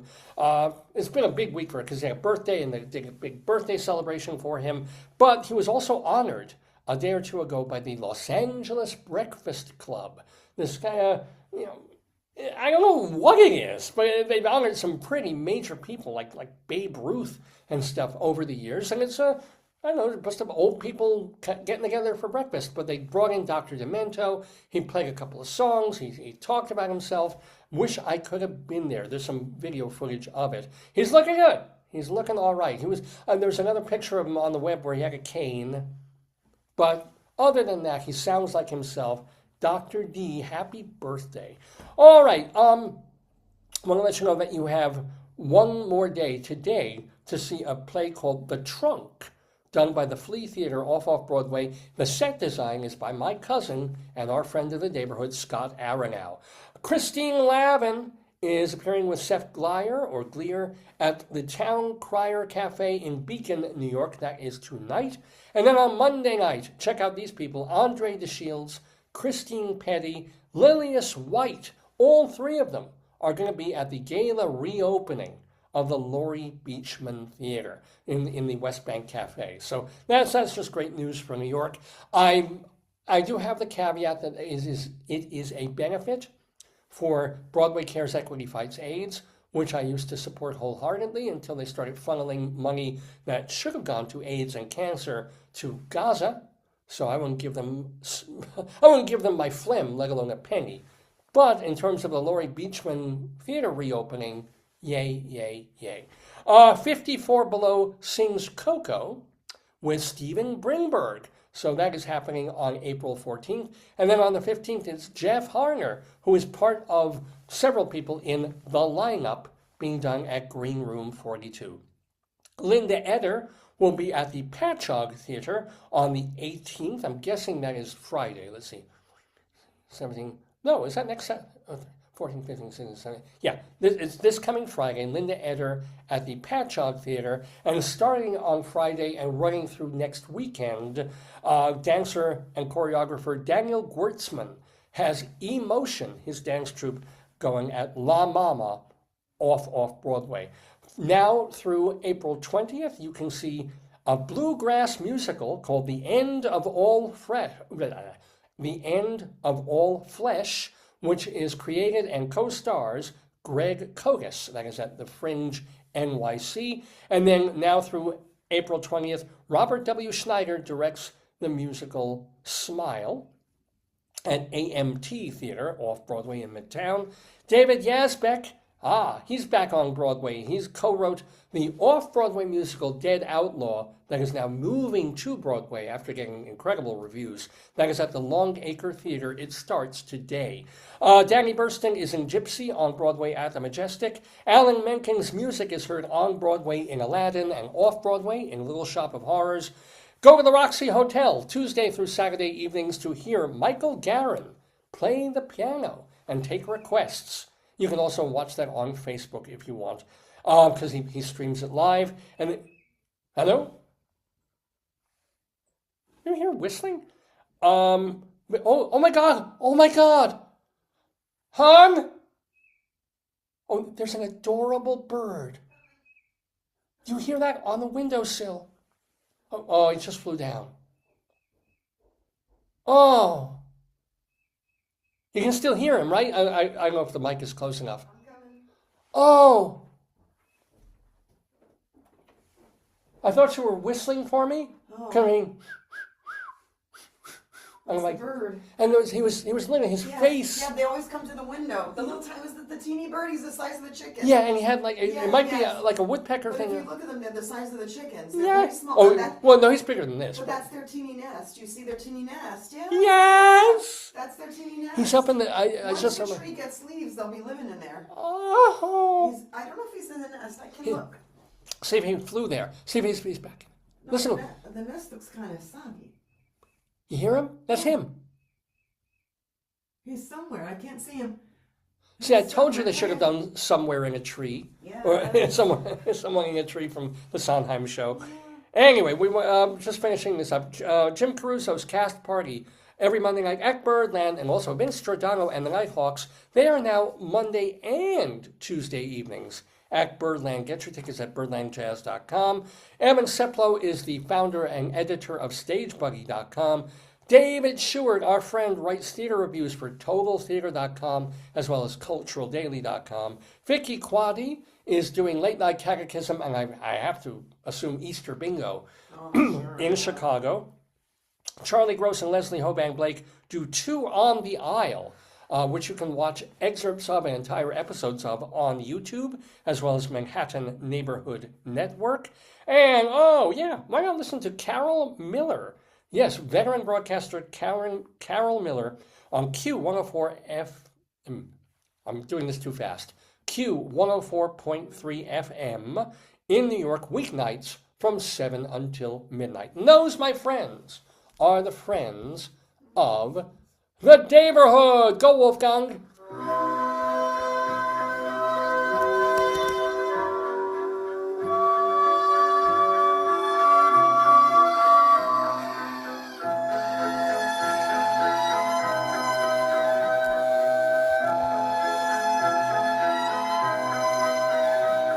Oh, haven't we had fun today, my dear? Haven't we had just a delightful, joyous time in the Daverhood? One more thing you want to do. Really? Is there? Mm-hmm. Is there something I've forgotten? Something that, because we did StoryTime, we had Rabbi Sol, we talked about the stabbed potato and stuff happening in Queens and the poo pans, and we talked about Old Friends, the Sondheim show, and we talked about Greeley Times, the phone calls. What could I have? Where is he? The bird. It's two of them. And I think they're going to build a nest more. The one had see the little chirpy? The other one had, the ones down there, he had a stick in his mouth. One of them has furniture from IKEA. No, the other one had a stick in his mouth. But this is a different looking bird. He's different looking. But they live there. The other one had a, look, he's sitting up there. Oh, there's two of them, see? Yeah. The one had a, hey, now there's three. That's the one, look, he's there. Yeah. Oh, look, he's by the, I think they're all wanting the nest, They're built. I hope none of them is predatory. I Well, think he's on the nest. One of them is on the nest as we speak. they're cute. Oh, God. They usually wait until the leaves are there, but I think the cold weather's messing up their life. And it is budding. I mean, it is that time. It's spring. By all rights, it should be warmer than it is right now. Tomorrow we go up to 60, just in case you were wondering about the weather report. It's cold. So, we got one more thing to do. What was it, dear? What have I forgotten? Oh! Yes, it is, of course, the Colorado Limerick of the Damned, because my wife and I lived in Colorado for many years, and I got it into my head I never have a good reason, for no good reason, to write a poem about as many places in Colorado as I possibly could. Anything I could rhyme 3 times, I would turn into a poem. Because a limerick has the first line, second line, fifth line rhyming, and then the internal rhyme. And of course, because it was a limerick, it should be amusing, or raunchy, or filthy, or horrible. Well, mine are. So these are Colorado Limericks of the Damned. I've got more than 300 of them at this point, and I try and bring you a new one every single week. This week, we go to Brown's Corner, Colorado. Brown's Corner, and no, that's not the my underpants where the crack is. It's Brown's Corner, Colorado. For our Colorado Limerick of the Damned. A limerick is a comic verse of 5 lines, in which lines 1, 2, and 5 will end with words that rhyme. And likewise, verses 3 and 4 also end with words that rhyme. So this is a limerick. Rocky Mountain,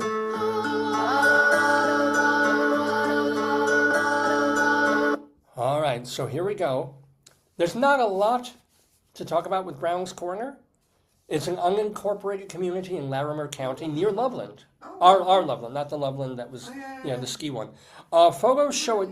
Yeah, photos show that there was a general store with sporting goods. What's it called? Brown's Corner, Brown with an apostrophe S. Brown's Corner, Colorado. There's one site that has these old photos from the 1960s, black and white pictures.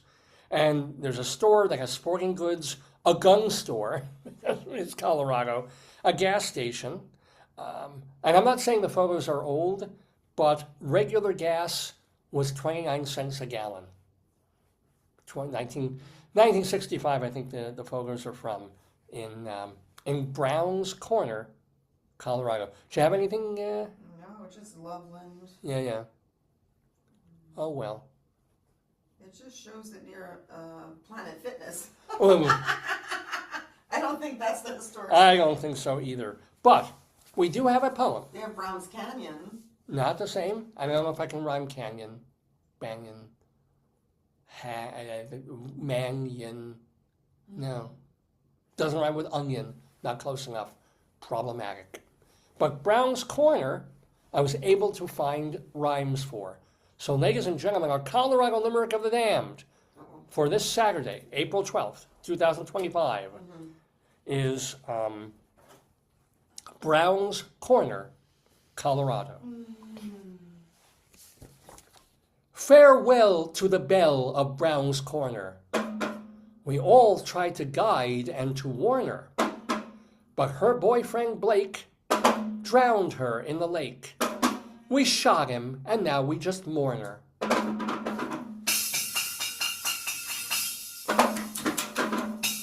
That was one of the more clean ones. It was clean. It was sad. Sad. It was unfortunate. It's like a Tom Lehrer one. Oh! Ice cream man. That actually happened to us when we were in Queens last week. Yes. We were in the house. I was like divesting in my undergarments, As you always do. and I'm like, okay, and then I hear out the window, and I'm like, and you're like, go! I'm like, I'm not dressed, I can't run, I was cold, and it was like, I didn't, but I wanted to. I know. It was the Mr. Softy truck. We'll get ice cream. We'll get you ice cream if you want it. I want ice cream! Well, we can get that mochi ice cream today if you want to. You know that we get that mochi and then you put the Oreo cookies. Oh, that was you can get it good. in milk. We got the milk one. You could get it with Oh, we can try it, yeah. mochi or something if you want ice cream. Yeah. Maybe I could do that, maybe. Yeah, I can do. If you sing while I'm eating it, that'd be like, we'll also get gelato somewhere. I mean, it's Of yeah. course, whatever you want, baby. Yay! I love that. Is there a better line to hear from a wife anywhere than whatever you want, baby? Doesn't get better than that. Well, it's because you did a clean limerick and the birds are watching me. Oh, are they? Wow. They're so cute. They're up in the tree. I don't know. That nest is soggy though. It looks like it was rained on. You know, like. Wait a minute. One of those birds is on Instagram. Oh no, wait, he's tweaking. The tree is budding. Once the tree is fully bloomed, they'll all be in there. And Yeah. They'll all be in there. Oh, is that annoying or you No, don't mind I don't mind working with them, but they're very cute. And then one pops out and he's like, ding. And they're all like tiny little mini Yes! birds. You know? And then they land on our windowsill. I wish They always do that, and they look in the window. we could put birdseed along it. No, because then other people like squirrels and other folk might try to come too. I don't know if a They squirrel can would go go. to the back and get the seed. I've seen them there. Yeah, no, but I'm saying, wouldn't it be cool to have them all perched on the windowsill, like Or we can nibbling? Somehow we can figure out how to put birdseed in the tree, but I don't think they know how to get food. They seem Oh, yeah. to be okay. Oh boy. See, so much is misery. It's been such a rotten year for everybody, but particularly for my wife and me, for various reasons. That to have birds in our little They're tree. very cute. It's why when you got the office to face the yard, I was like, oh, this office is gonna have no nature. And then one day I was working and I saw the sun was coming through and I saw the shadow of a bird projected on the wall. And I was like, where's that coming from? And so when they sit there and the sun's the right way, it projects them on the Oh, wall. yeah. No, I mean, it was, you were nice to let me choose the. No, but they always come and they chirp on the windows. Yeah. But look now, all our plants bloom. Now they're all soggy. You see, Oh, they're well. all bloomed, and now they're. They'll come back. I mean, it's going to be a couple of weeks. They'll come back. It's not good for the. What? You know, Well, nature. rain is good. It's like I said to one of my colleagues when it was raining. I said it's raining, and then I said when I was young, I learned the rhyme: April showers bring May flowers. Right. So Yeah. April is a rainy month. So, but it's just damp and cold. Like Oh, I know. Golden showers bring bad smells, but urine doesn't really smell. not immediately. Oh, David, Have you ever been on a subway platform? Stop, please stop. It does. forward. Have you ever smelled my underpants after 3 days? Move forward. Yeah. Anywho. But no, it was a decision for me, because we have this little house in northern Baltimore, and because this room, we moved here in August. That tree is so incredibly gorgeous Yeah. that I was like, well, do I want to look at that tree except it's bare for a couple of months of the year? Or do I want the backyard I think one? the reason we gave you the back is because there was more like foxes and bunnies. Yeah. And, and then we only had the one bird feeder then, and the bird feeder. So then we had Fiddle Faddle was living with us, and the baby foxes, the fox family. So there was way more stuff. I mean, we can know back then how much wildlife there would be, honestly. No, but we knew there were well, a lot deer. of bunnies. We knew deer and bunnies. Bunnies, yeah. Deer, the first day we were here, we knew they were deer. Yeah. We knew they were deer. So the nice thing is the backyard is like all year round, whereas this tree is 7 months out of the And I'm year. not being, the nest may fall out, but it's still, if it seems like cookie, like made of mud rather than. Yeah, well, it makes it solid. What birds make their nests using mud in a tree? Uh-oh. Barn swallow? No, but I don't Oh. know. Let me see. What very tiny birds make their nest in a tree using mud or dirt in Maryland? Yeah. Oh. While not commonly using motor dirt, chickadees and nuthatches build nests in tree. No. I don't think those are nuthatches. Identifying nests and eggs. There's a nest watch, but that they build it. And if you open little birdhouses, there are nests in there too. Oh, yeah. But I can't figure out that's not it. But I don't know if they actually use mud, because mud would just drain away in rain. I think It's not Oreo nest. I don't know. they probably use bits of paper, I wood, don't know what. I can't identify the branches. nest. Yeah. And I think they go to Home Depot and get spackle. No, they go to Michael's and they get confetti. There it is. Well, I feel like throwing confetti because this has been a very enjoyable and happy episode of the Dave's Gone By show. We've been calling it EXODUST, and once it's over, it'll load up on Facebook, and then within a day we'll have it watchable. On the campus, not campus. What? What's the thing called? I don't know what. The website where you look. Oh, davesgoneby.com. No, the other one. Archive.org. I couldn't remember the name. So we'll have that. We'll save the show. It'll be watchable whenever and wherever you want. If there's anything you want to tune back into, or send your friends. Tell your friends we are still Marie's here. not getting sound again. I don't know what's up with her. She wrote. I'm sorry. Marie. Well, hey Marie. She's not getting sound, so I'll put my lips very close. Hey Marie. Hope you're well. I just said sorry, Marie. Yeah. Don't know why. She's not getting. But maybe she just has to click the sound icon. Sometimes it's light. I don't know. Or maybe she has some kind of syncing problem. I don't know. I've had it. People. Yeah, I've had a sinking feeling all week. So, hon, is there anything else that we haven't really covered that we need to cover? Anything we haven't talked about in all our perambulations and no?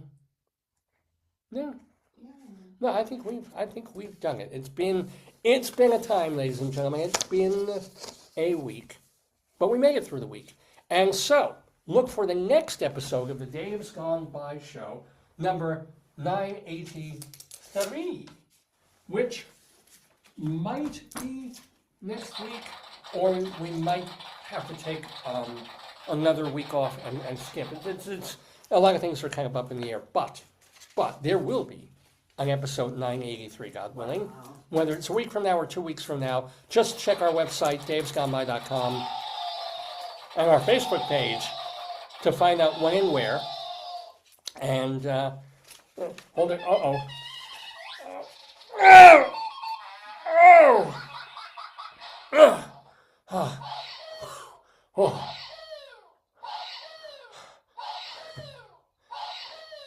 My God, I just made the biggest number 2.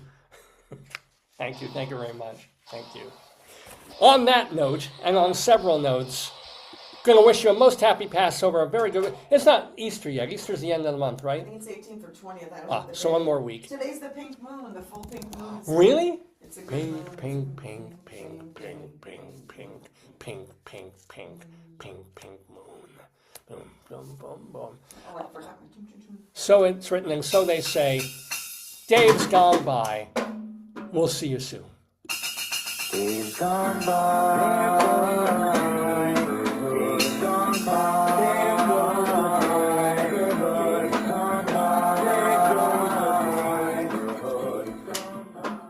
And remember, used tea bag.